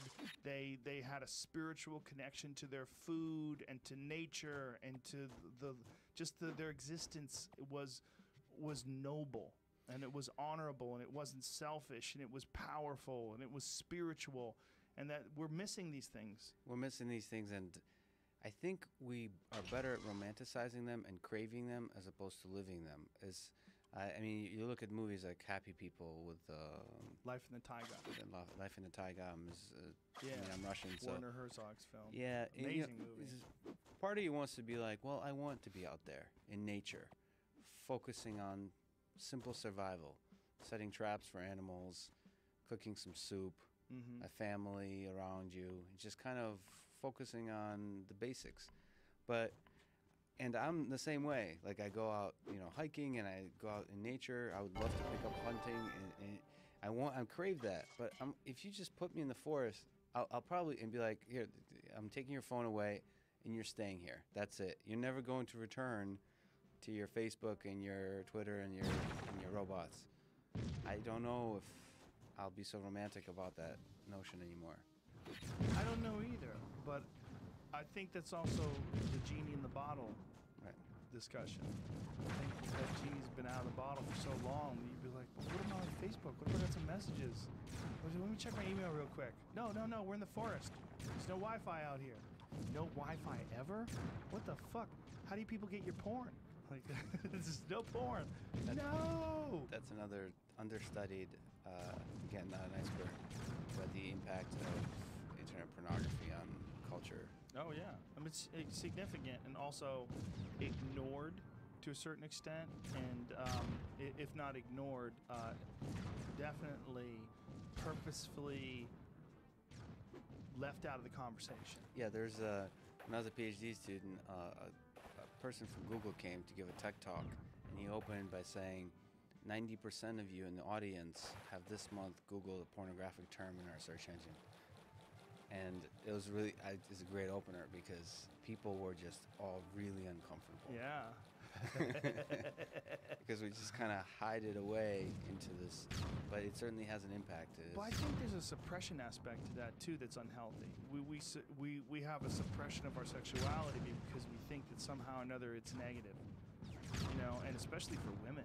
I mean, for women, like men, a man who is a sexual conqueror is thought to be a stud, whereas a woman who seeks out multiple desirable sexual partners is thought to be troubled. There's something wrong with her. They're criticized. They use terms like we used earlier, like slut or whore. There's no call a man a male slut. They'll start laughing. Yup, that's me, dude. Like, men don't give a fuck about that. It's not stigmatized. But somehow or another, through our culture, it's stigmatized for women. And then the idea of masturbation is stigmatized. All these different things that our Puritan roots of our society start showing, and our religious ideology starts showing when we discuss our issues that we have with sex and pornography. Right, and for me, this is something I think about a little bit because my dream is to create an artificial intelligence, a human-centered artificial intelligence system that provides a deep, meaningful connection with another human being.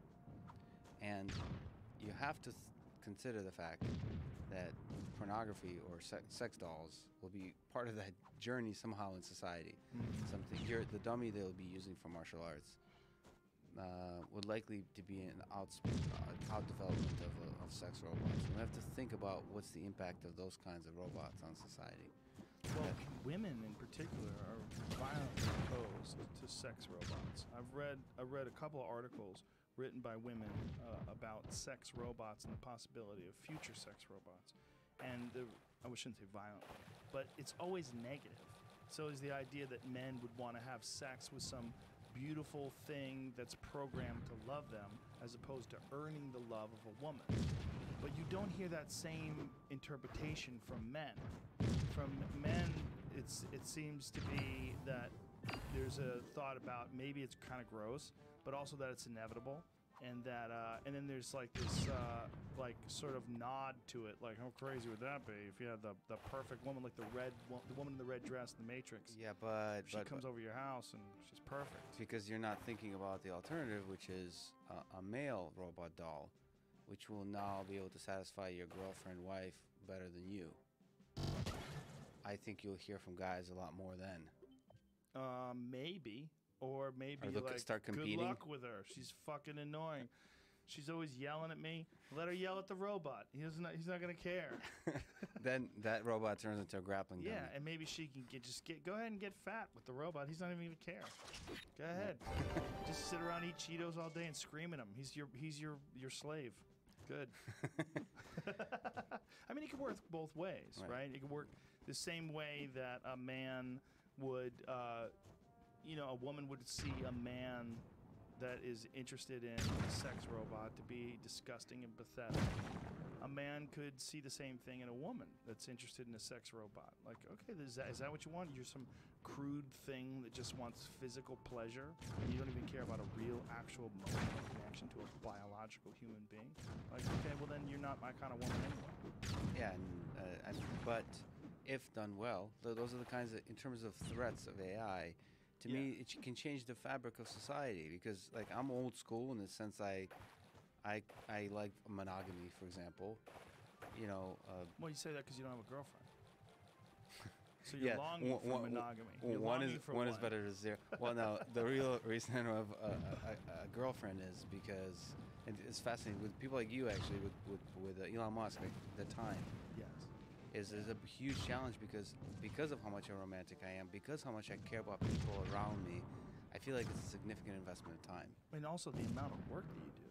I mean, if you're dedicated to a passion like artificial intelligence, and the sheer amount of fucking studying, research, and programming too. Yeah. There's certain disciplines in which you have to. Certain disciplines require. Like Stephen Presso talks about writing. You can get pretty far with 2-3 hours a day. When you're programming, a lot of the engineering tasks, they just take up hours. It's just hard, which is why I really, one of the reasons, I may disagree with Elon Musk about a bunch of things, but he's an inspiration because I think he's a pretty good dad, right? And he finds the time for his sons while being probably an order of magnitude busier than I am. And it's fascinating to me how that's possible. Well, once you have children, I mean, there obviously are people that are bad dads, but once you have children, your life shifts in almost, it's an indescribable way, because you're different. It's not just that your life is different. When you have a child, like like there hasn't been a moment while we're having this conversation that I haven't been thinking about my children, thinking about what they're doing, where they are. It's always running in the background. It's a part of life. You're connected to these people that you love so much, and they rely on you for guidance and for warmth and affection. And but how did your life have to change? Well, your life, you just change, man. When you see the baby, you change. When you start feeding them, you change. When you hold them, you change. When you hold their hand while they walk, you change. When they ask you questions, you change. When they laugh and giggle, you change. When they smack you in the face and you pretend to fall down, they laugh, you change. You just change, man. You change. You become a different thing. You become a dad. So you almost can't help but some people do help it, though. That's what's sad. Some people resist it. I mean, I know people that have been terrible parents. They'd rather stay out all night and never come home, and they don't want to take care of their kids, and they split up with the wife or the girlfriend who's got the kid, and they don't give child support. I mean, it's a really common theme, man. I mean, there's a lot of men out there that don't pay child support. That's a dark thing. You have a child out there that needs food, and you're so fucking selfish. You don't want to provide resources. Not only do you not want to be there for companionship, you don't want to provide resources to pay for the child's food. You don't feel responsible for it. I mean, that was my case when I was a kid. My dad didn't pay child support, and we were very poor. It's one of the reasons why we were so poor. And I know other people that have had that same experience. So it's not everyone that becomes a father or that impregnates, I should say, a woman and becomes and the other side is true too. There's women that are terrible mothers. for whatever reason. I mean, maybe they're broken psychologically, maybe they have mental health issues, whatever it is. There's some women that are fucking terrible moms, and it's sad, but it makes you appreciate women that are great moms so much more. You know? Yeah. When I see guys like you, the inspiration is, so I'm looking for sort of structural, what's the process to then fit people into your life? But what I hear is, when it happens, you just do. You It doesn't change. always, but this is the thing, man. We're not living in a book. Right. We're not living in a movie. It doesn't always happen. Like, you have to decide that you want it to happen. You got to go looking for it, because if you don't, you could just be older and still alone. Time goes. There's a lot of my friends that have never had kids. And Comedians, right? You have to Yes. be on the road a lot. not just on the road, you have to be obsessed with comedy. Like, it's got to be something you're always writing new jokes, because you're always writing a new, especially if you put out a special, right? You put, like, I just did a Netflix special. It's out now, so I really have like a half-hour new material. That's it. And It's great, by the way. Strange thank you. Times. Thank you very It's much. the first special I've watched. It was actually really weird to start to go on a tangent, but I've listened to you quite a bit, but I've never looked at you doing comedy, and it was so different. Because like here, you're just like improv. You're like a jazz musician here. It's like a regular conversation. The stand-up special, it was clear. Like that's like everything is perfect. The timing. It's like watching you do a different art almost. It's kind of interesting. It's like a song or something. It's like you don't. It's not. There's some riffing to it. There's some improvisation to it, but it's also there's a very clear structure to it. But it's so time intensive, and you got to be obsessed with it to continue to do something like that. So, for some people that travel and the road, that takes priority over all things, including relationships, and then you never really settle down. And so you never have a significant relationship with someone that you could have a child with. And I know many friends that are like that. And I know friends that have gotten vasectomies because they don't want it. They like this life. And there's nothing wrong with that either. You know, I always was upset by this notion that in order to be a full and complete adult, you have to have a child. You have to be a parent. And I think even as a parent, where I think it's probably one of the most significant things in my life, I reject that notion. I think you could absolutely be a fully developed person, an amazing influence in society, an amazing contributor to your culture and your community without ever having a child, whether you're a man or a woman. It's entirely possible. And the idea that it's not is silly. Like, we're all different in so many different ways, you know, and we contribute in so many different ways. Like, there's going to be people that are obsessed with mathematics. There's going to be people that are obsessed with literature. There's going to be people that are obsessed with music. And they don't all have to be the same fucking person, because you really don't have enough time for it to be the same person. You know, and there's going to be people that love having children. They love being a dad or love being a mom. And there's going to be people that don't want to have nothing to do with that, and they get snipped early, and they're like, fuck off. I'm going to smoke cigarettes and drink booze, and I'm going to fly around the world and talk shit. And those people are okay too. Like, it's the way we interact with each other that's most important. That's what I think. The way human beings, the way we form bonds and friendships, the way we contribute to each other's lives, the way we find our passion and create, those things are what's really important. Yeah, but there's also an element. Just looking at my parents, I think they're still together. They've gotten together. It was standard to get together when you're like 20 or I should know this, but 23, 20, whatever, young. And there's an element there where you don't want to be too rational. You just want to just dive in. Right. Should you be an MMA fighter? Should you be like I'm in academia now, so I'm a research scientist at MIT. The pay is much, much lower than all the offers I'm getting nonstop. Is it rational? I don't know. But your passion is doing what you're doing currently. Yeah, but it's like it's. What are the other offers? Like, what kind of other jobs? And are they appealing in any way? Yeah, they're appealing. So I'm making a decision that's similar to actually getting married, which is, so the offers are, well, I shouldn't call them out, but Google, Facebook, the usual AI research, pretty high positions, and there's just something in me that says the edge, the chaos of this environment at MIT is something I'm drawn to. It doesn't make sense. So I can do what I'm passionate about in a lot of places. You just kind of dive in. And I had a sense that a lot of our culture creates that momentum, and you just kind of have to go with it. And that's why my parents got together. Like a lot of people, they're probably, I mean, a lot of couples wouldn't be together if they weren't kind of culturally forced to be together, and divorce was such a negative thing. And they grew together and created a super happy connection. So I'm a little afraid of over-rationality about choosing the path of life. So you're saying like monogamy doesn't know, or not monogamy, relationship don't always make sense. They don't have to make sense. You know what? I think I'm a big believer in doing what you want to do. And if you want to be involved in a monogamous relationship, I think you should do it. But if you don't want to be involved in one, I think you should do that too. Yeah. I mean, if you want to be like a nomad and travel around the world and just live out of a backpack, I don't think there's anything wrong with that. As long as you're healthy and you survive and you're not depressed and you're not longing for something that you're not participating in. But I think when you are doing something and you don't want to be doing it, it brings me back to, was it Thoreau's quote, I guess? I always fuck up who made this. What? I think I know which one you're going to say. Yeah, most men live lives of silent desperation. That's real, man. That's real. That's real. That's what you don't want. I think it's Thoreau, right? You don't want silent desperation. You're right. Yeah, it is right. I fucking love that quote because I've seen it. I've seen it in so many people's faces, and that's one thing I've managed to avoid.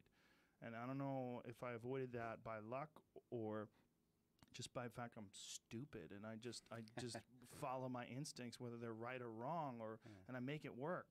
But this goes back to what we were discussing in terms of what is the nature of reality and what are these?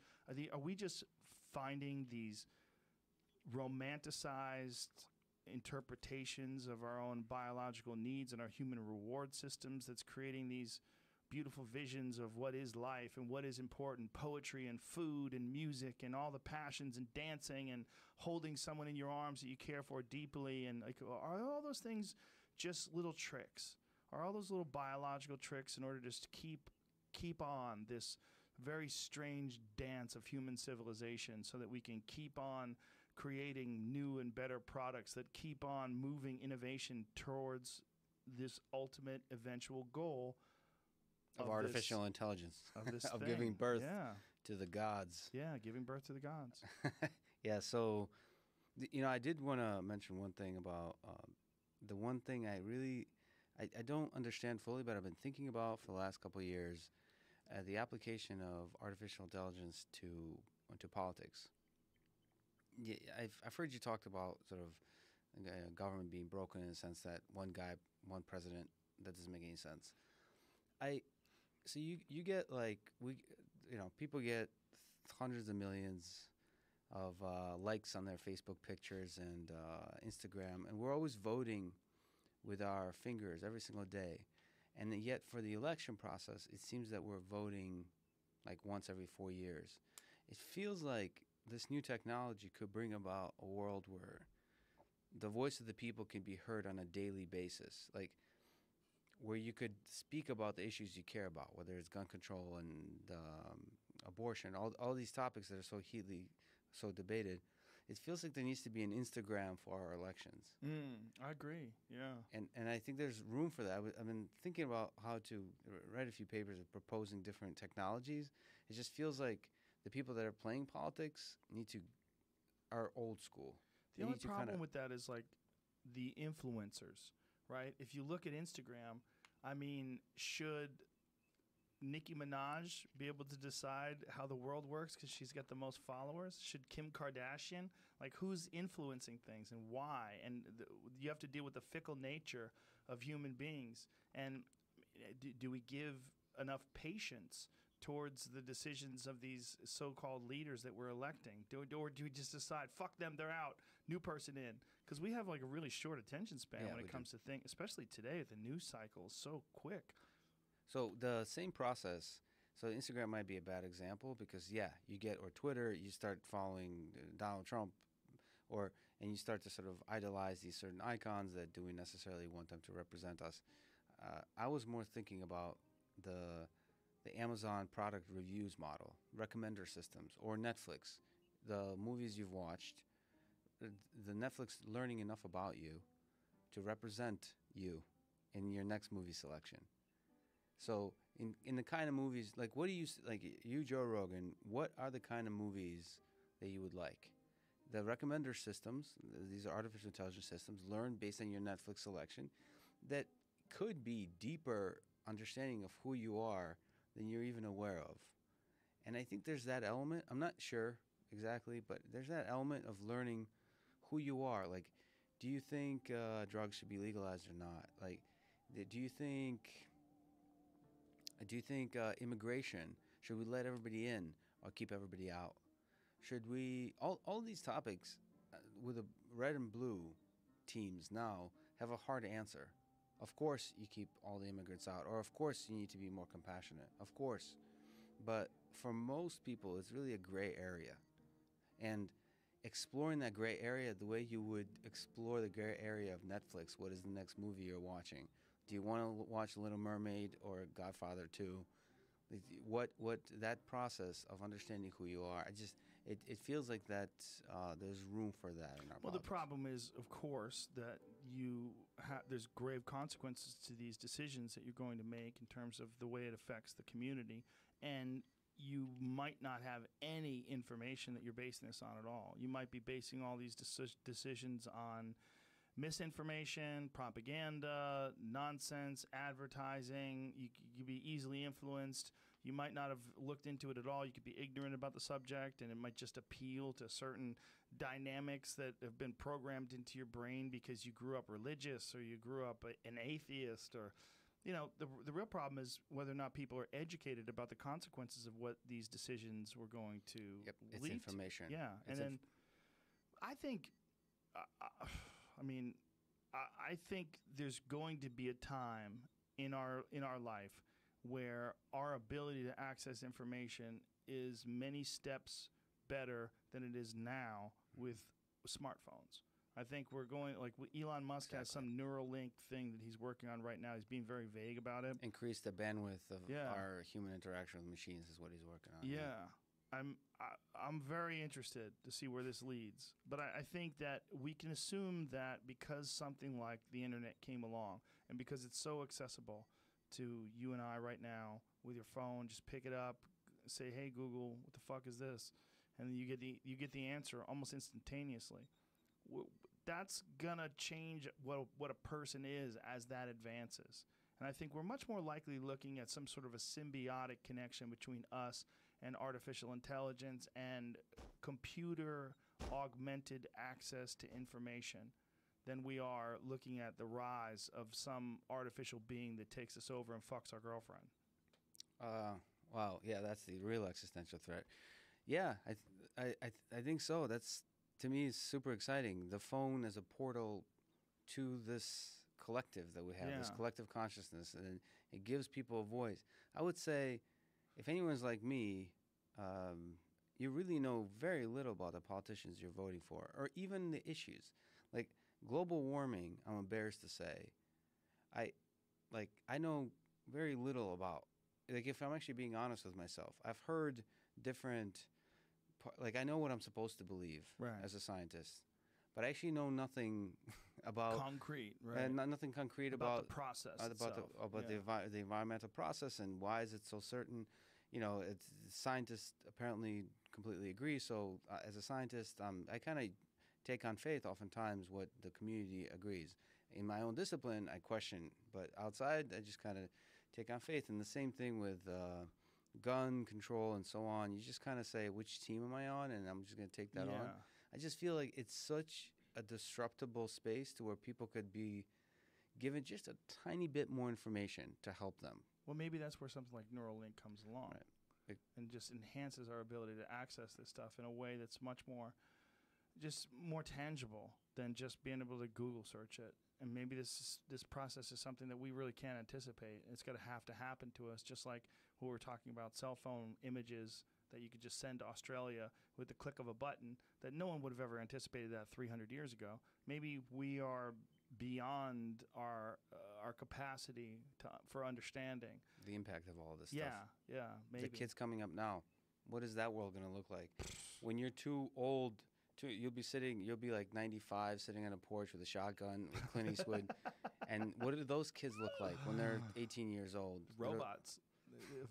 Fucking X-ray vision, and they could read minds. Yeah, what is going to happen? You'd be saying robots are everywhere these days. Back in my day, we used to put robots in their place. Yeah, right. Like they were servants. I'd shut them off. Yeah, pull the plug. And now, go fuck your mom.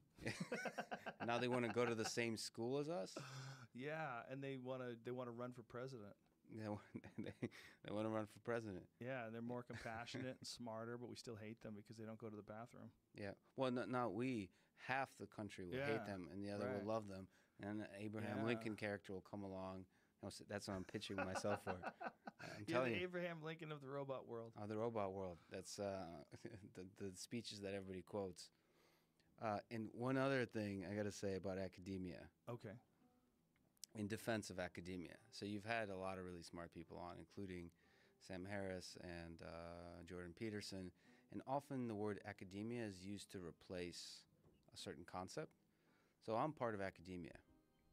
And most of academia is engineering, is biology, is medicine, is hard sciences. It's the humanities that are slippery. So, exactly. And I think a subset of humanities that I know nothing about, and there's a subset I don't want to speak about. Gender studies. Say it.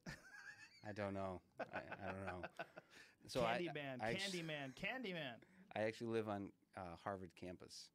So I'm at MIT, but I live on Harvard campus, and it's there. Do they have apartments for you guys? How's that work? Yeah, they hand them out. I don't care. You say live on the campus. What do you mean? Oh, sorry, like in Harvard Square. Oh, Harvard Square in Cambridge. In Cambridge, yeah. Okay. Yeah. So I used to go to Catch a Rising Star when it existed. There used to be a great comedy club in Cambridge. There's a few good comedy clubs there, right?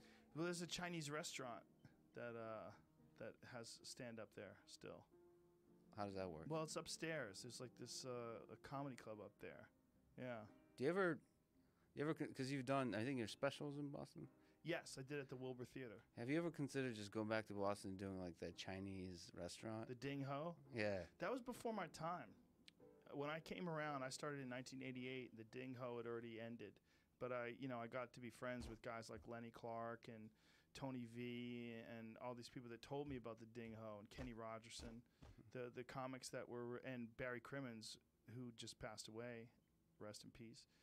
Who was really the godfather of that whole scene, and one of the major reasons why that scene was so that it had such really some rock solid morals and ethics when it came to the creation of material and standards.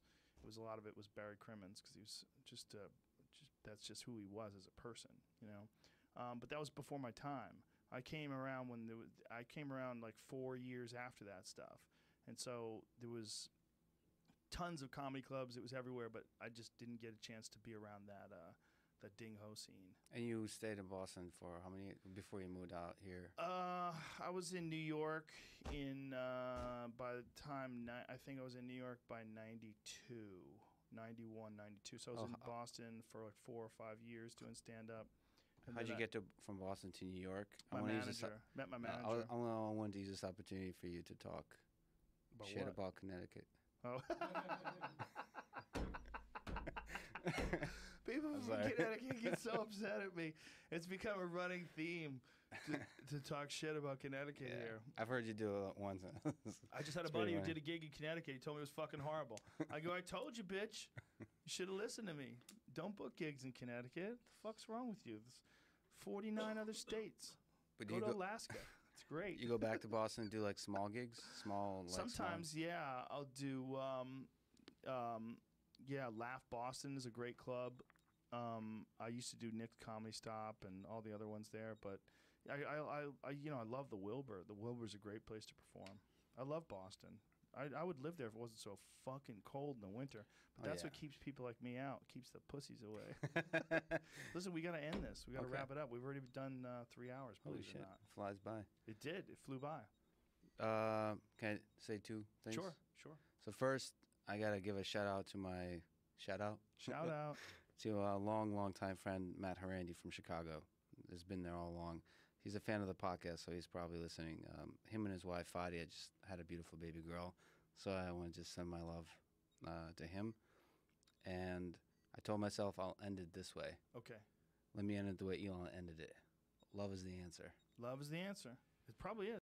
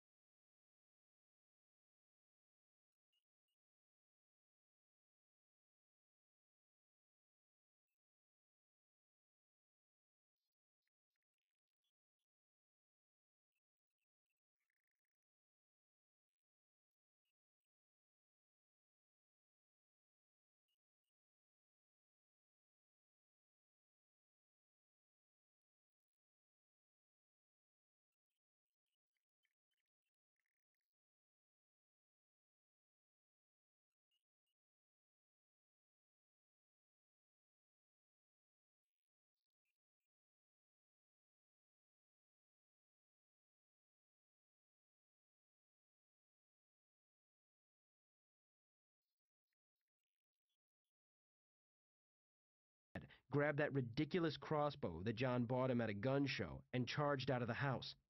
David shoots the pizza guy in the chest, and the guy goes down screaming. But then comes the twist. The guy is carrying a fresh pizza from a local 24-hour pizza place in town. He works for them. The guy's wearing a clean, new uniform. He looks totally sane and acts completely shocked that he got attacked by a customer. The pizza was for a house down the street. He said he just went to the wrong door. After all of the legal craziness, with charges filed by the guy and talk of a civil suit for his medical bills, Amy asked David what they'd do if the guy came back some night in crazy mode. David's answer? I hit him someplace where I know it'll be fatal. And he would. Even if it meant jail. He would do it for her. A kid in the back was trying on a pair of night vision goggles. There were 8 people packed into the RV. Fredo was driving.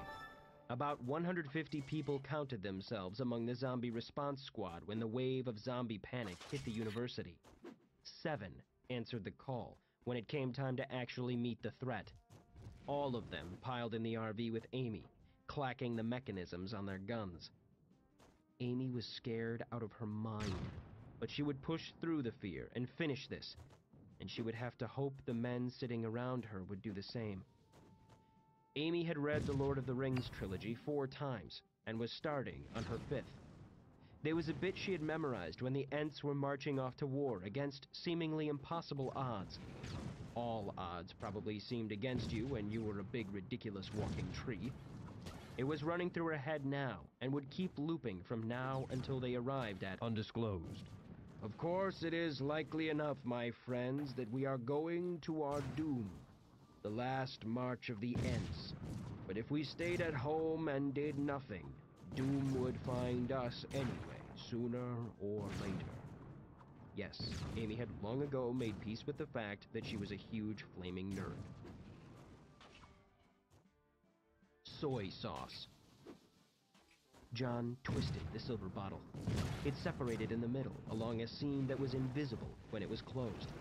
He didn't open it all the way. He'd learned that wasn't always wise if the soy sauce was awake. A thin black stream leaked out from the crack. It looked like a length of heavy black string had come unspooled. John laid his index finger under the stream to catch it. Then, several things happened at once. First, the shuffling footsteps John thought he had been hearing got louder and faster. They had a hollow tone, like someone stomping around on the floor above your apartment. John and Falconer both spun, looking for the source. Then, something leaped off the neighbor's roof, sailing through the air like a huge weaponized flying squirrel, coming right down on Falconer. John's brain had a 1/10 of a second to try to register what he was really seeing when the soy sauce made its move. At the exact same moment, John's mouth was forming the words, "Falconer, look!" The thin, black string of sauce coiled around on its own like a snake. In a blink, whipping around his finger, over his fingernail, and digging into his skin right at the sensitive spot where a hangnail would form. Pain flashed up John's hand, all the way to his elbow. Then, the soy sauce took hold, and the world disappeared. Dave once described taking a hit of soy sauce as like digging up one of those thick fiber optic lines that feeds an entire city's internet connection and plugging it into your brain. All those streams of data crashing into your neurons at once, so hard and fast that you simultaneously know everything and nothing at all. John always thought his own description was clearer. It's like an insane clown posse concert where all 50,000 members of the audience are given their own microphone and sound system, and they all start simultaneously improvising bad freestyle rap verses. John was introduced to the stuff at a party when he was barely old enough to legally drink, and had been drinking for 8 years. It was given to him by a black dude from Ohio doing a fake Jamaican accent. The guy who would later be found with his guts splattered on the walls of his trailer. The fucker got off easy. It was the same sensation this time as the first. Soy sauce was not something you built up a tolerance for. Everything stopped. John was yanked out of his body, out of the world, mind freed from the confines of his eyes and ears and nose and mouth and a trillion nerve endings. A wash of alien sensations crashed over him, like being naked at the bottom of a frantic orgy involving everyone in that Star Wars cantina scene. John found that he was suddenly somewhere else. He was standing among bombed-out buildings, avalanches of brick and wood and glass flung across streets, weeds growing up through cracks in the asphalt. He had leaped forward in time. He didn't know how much. He looked around, or rather, his view panned around, as he didn't seem to have eyes to look with. Devastation, broken structures, littering the landscape into the horizon and beyond. He saw that the rubble was crawling with life, small, skittering things. John walked, or rather, his view floated, toward the remains of a shattered church. A rotting human head crawled across a pile of ragged concrete, the legs of a parasite jutting below the jaw, the parasite wearing the moldering skull like a hermit crab shell. Another head trundled by, then another. Then another set of spider legs skittered by, this time trailing a tangled wad of guts. They were everywhere. John looked around, again without turning a head or a set of eyes, and saw the streets were littered with broken and charred corpses, flies buzzing over spilled guts. The head of an old woman, eyes having long rotted out of their sockets, the skull bearing a blunt trauma wound, came wobbling by. The parasite inside opened its mouth and emitted that bone-rattling shriek. A moment later, a second head and parasite came trundling behind it. They started humping. Then, it was gone. John yanked back across time, and now he was in the sky. Trees and homes whipping by underneath him. He saw rows of military trucks forming thick layers on either side of a fence, the cordon circling city limits. He flew away from it, zipping up the highway. Suddenly, he was inside of an RV, and there was Amy, sitting with a bunch of dudes carrying guns. She was sticking her hand in a box of Golden Grams, eating them dry like they were potato chips. John tried to speak to her, but of course, he wasn't really there. Focus. Focus on getting back. And then the world was twisting and flowing around him, the scenery stretching past until he found himself back at Dave's burned-out house, back in his own body, staring at Falconer and the unholy thing that had jumped down at him from the rooftop above. The scene was frozen before him. John saw that the leaping monster was transforming grotesquely in midair. Falconer still not having so much as tilted his head up to see it. The leaves at their feet were no longer blowing, and the world had gone utterly silent. Time had simply stopped.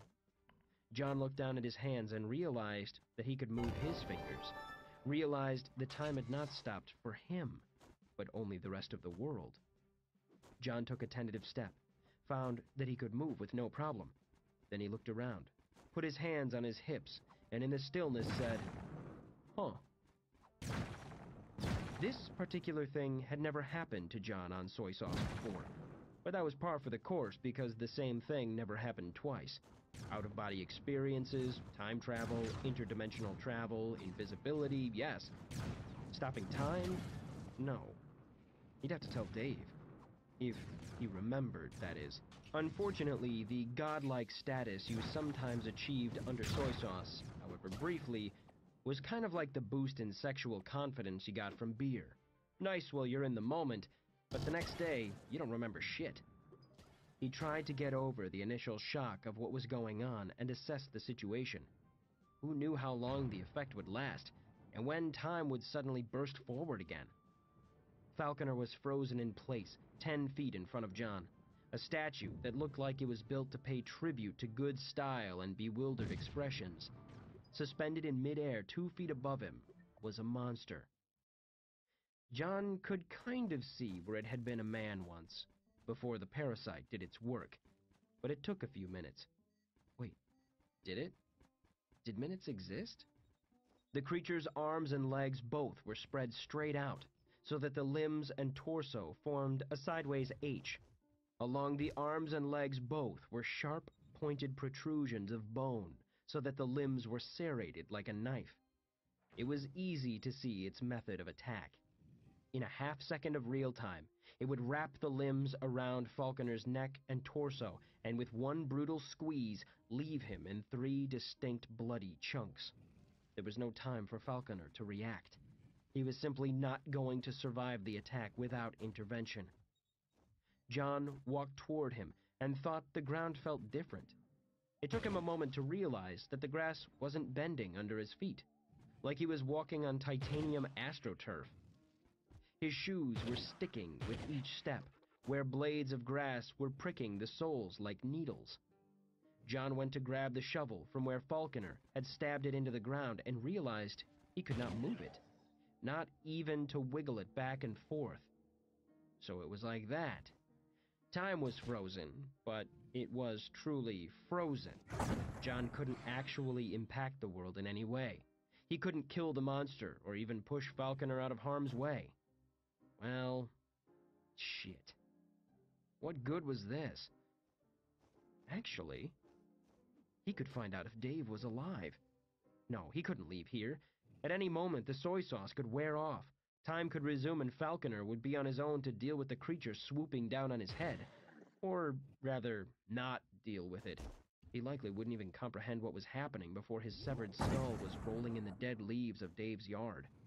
The man was good, but not that good.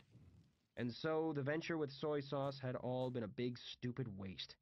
Getting out of the asylum building, coming here, all of it. When things returned to normal, Falconer would get splattered, John would be on his own, and he would be no closer to fixing things than he was the moment he woke up hungover in the frat house earlier. Well, whatever. John walked over next to Falconer and positioned himself behind, with his hands on Falconer's back. John leaned forward, all of his weight on the man's back. Falconer did not move, of course. It was like leaning on a bronze statue. So that at the moment time returned to normal, Falconer would be shoved instantly out of harm's way. At the same time, John would fall to the ground, and hopefully this would thwart the monster long enough that they could do something. John waited. And waited. Time remained frozen. A couple of hours, later, John was sitting on the prickly, petrified grass in front of Falconer, annoyed, wondering precisely how long he should babysit this situation instead of striking out and trying to do something else. Finally, he got bored and made his way to the street, walking toward the hospital quarantine. What else was there to do? John walked through Dave's neighborhood and out into the life-size undisclosed diorama. At one point, he painfully banged his shin on a discarded newspaper that was in the middle of being blown by a gust of wind when time stopped. There were a few stationary vehicles on the roads, not many, with the curfew.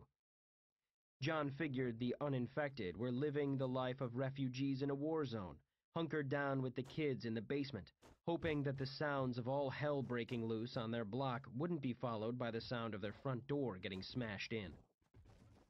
Out of curiosity, John approached a beat-up pickup truck frozen in the middle of the street, a cloud of exhaust hanging perfectly still in the air behind it.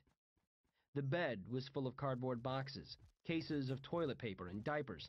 The driver was an elderly black man with a shotgun laying across his lap.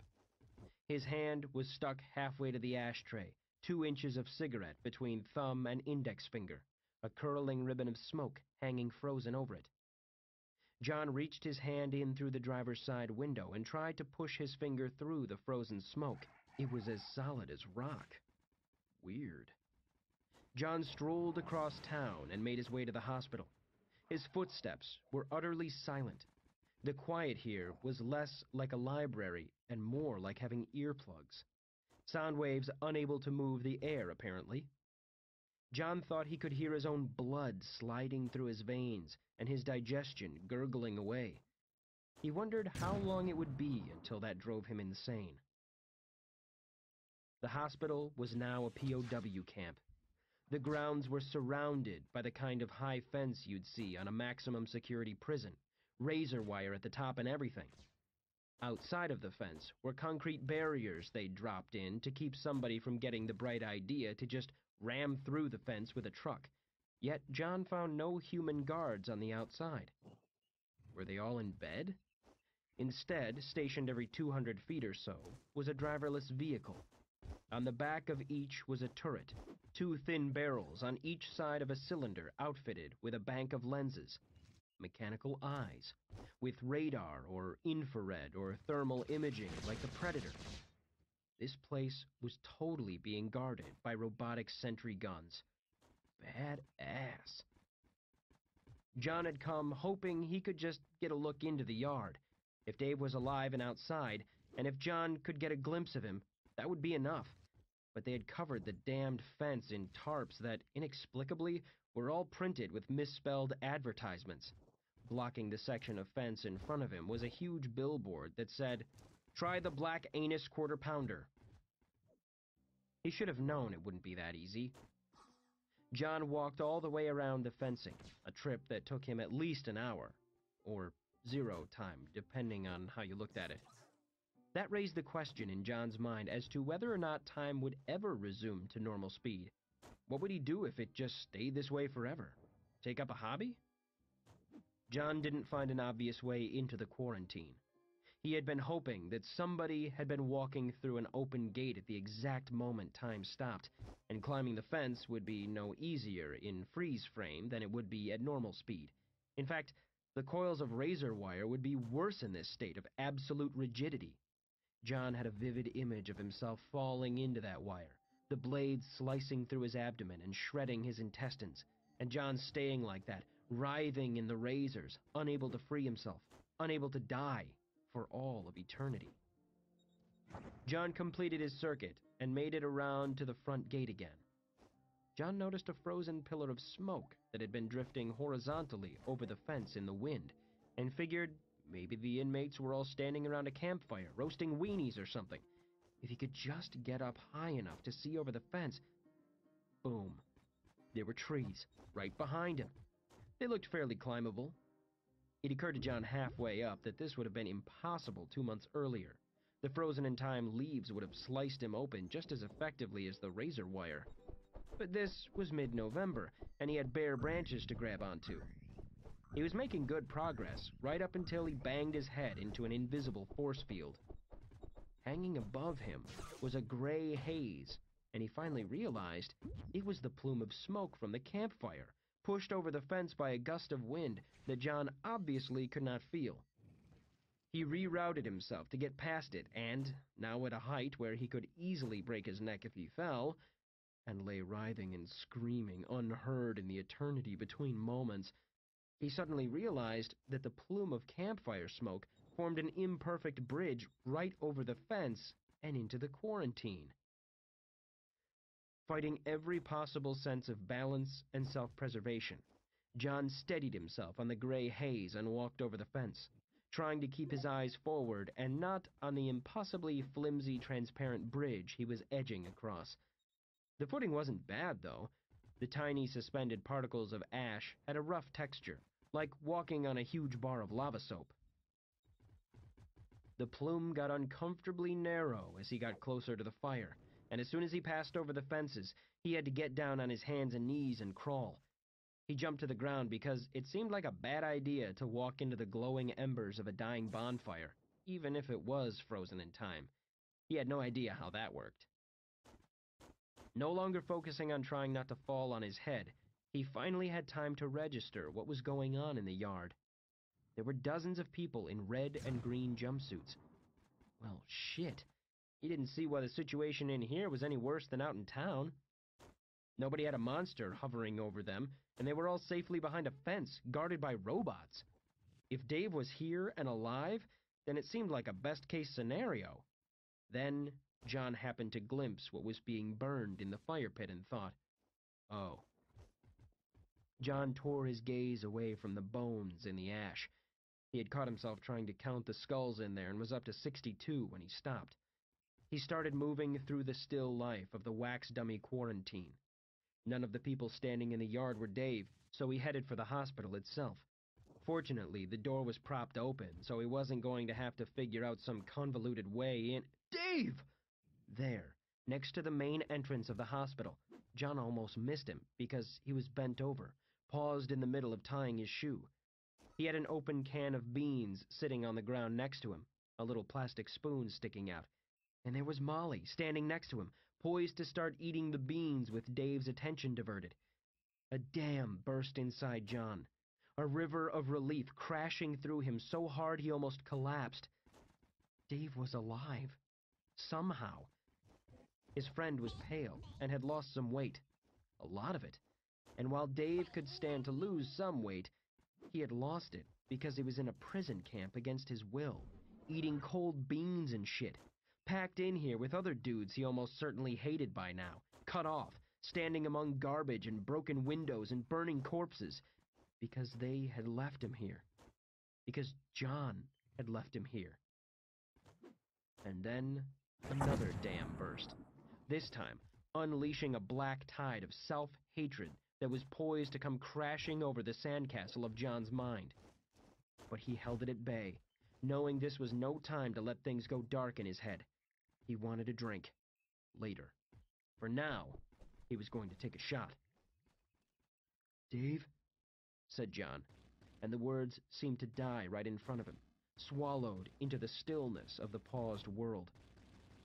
It was like the little pocket of time that let John move around ended 2 inches in front of his face, and that's all the sound could travel. He leaned in closer and said, "Dave, I don't know if you can hear me, but I'm coming. Be ready. Stay near the fence. If anything I'm saying is capable of sinking in, let it be that. Wait for the sound of shit hitting the fan."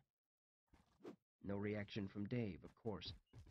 John tried to think of something else that could be accomplished while he was here, but he imagined time suddenly resuming while he was standing here, so that the end result of the whole project would be that he was now trapped inside the quarantine with Amy out there trying to rescue both of them.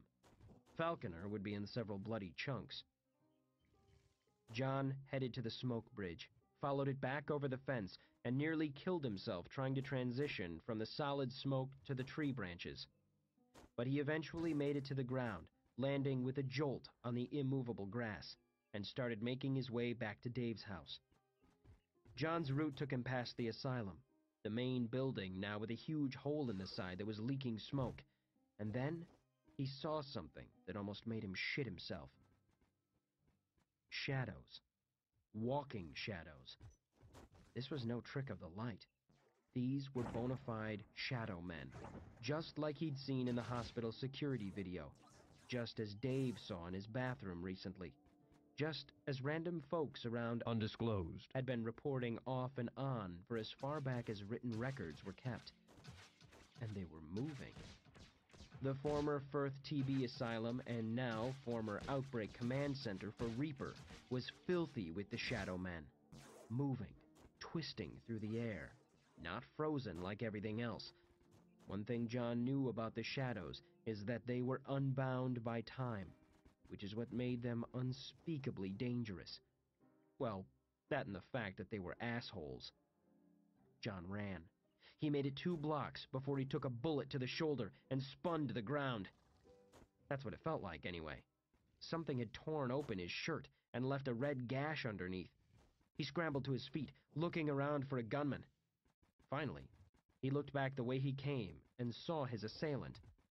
A moth, frozen in midair, tiny, fragile, yet utterly unmovable.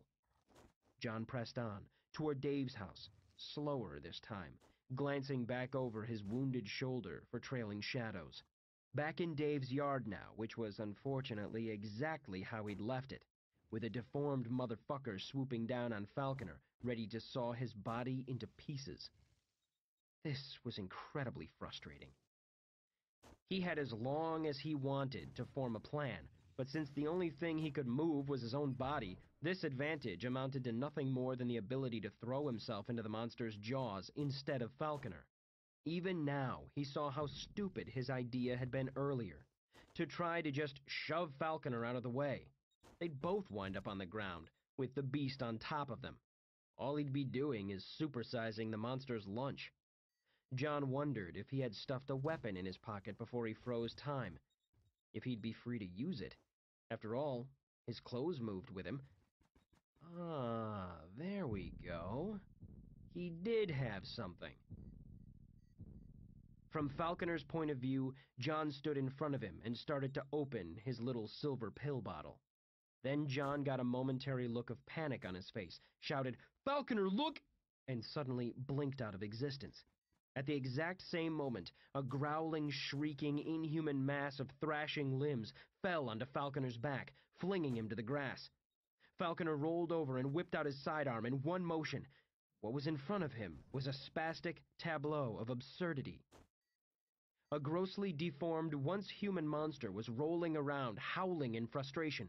It had 4 jagged limbs full of huge white teeth that it was trying to whip through the air to slash anything in the vicinity. It couldn't, though, because it was restrained by lengths of cloth that knotted the limbs behind its back like handcuffs. Standing over this flailing, shrieking beast was John, in tiny black jockey shorts, screaming, "Yeah! Fuck you! Fuck you! Fuck you!" Falconer kicked away from the monster and got to his feet. John looked at him and yelled, "What are you waiting for? Shoot him in the mouth!" The word mouth could not be heard over the gunshots. A minute later, John, heart pounding and breathless, untied his pants from the twitching beast and pulled them on. Falconer was reloading. Falconer had put 6 bullets in the creature's maw, but John had no idea what it took to kill a spider. The only one he'd ever successfully killed was the one he drowned with the turkeys. Glancing nervously at the creature, John suddenly remembered the real reason he had made Falconer bring him here. He said, "The box." "What?" "The green box. Get it out of the tool shed, and let's get the hell out of here." Falconer ran to the shed and said, "Not here." "Shit! They took it. No, wait. Dave put it in the trunk of the caddy while I was burning the house. We have to find it. What would they have done with an abandoned car? We left my Cadillac at the burrito place. If it was blocking traffic, they'd have impounded. Maybe, who knows? Why do we need the box? Trust me, we need it. Or rather, we need it to not wind up in the hands of somebody else. Oh, wait, damn it! What?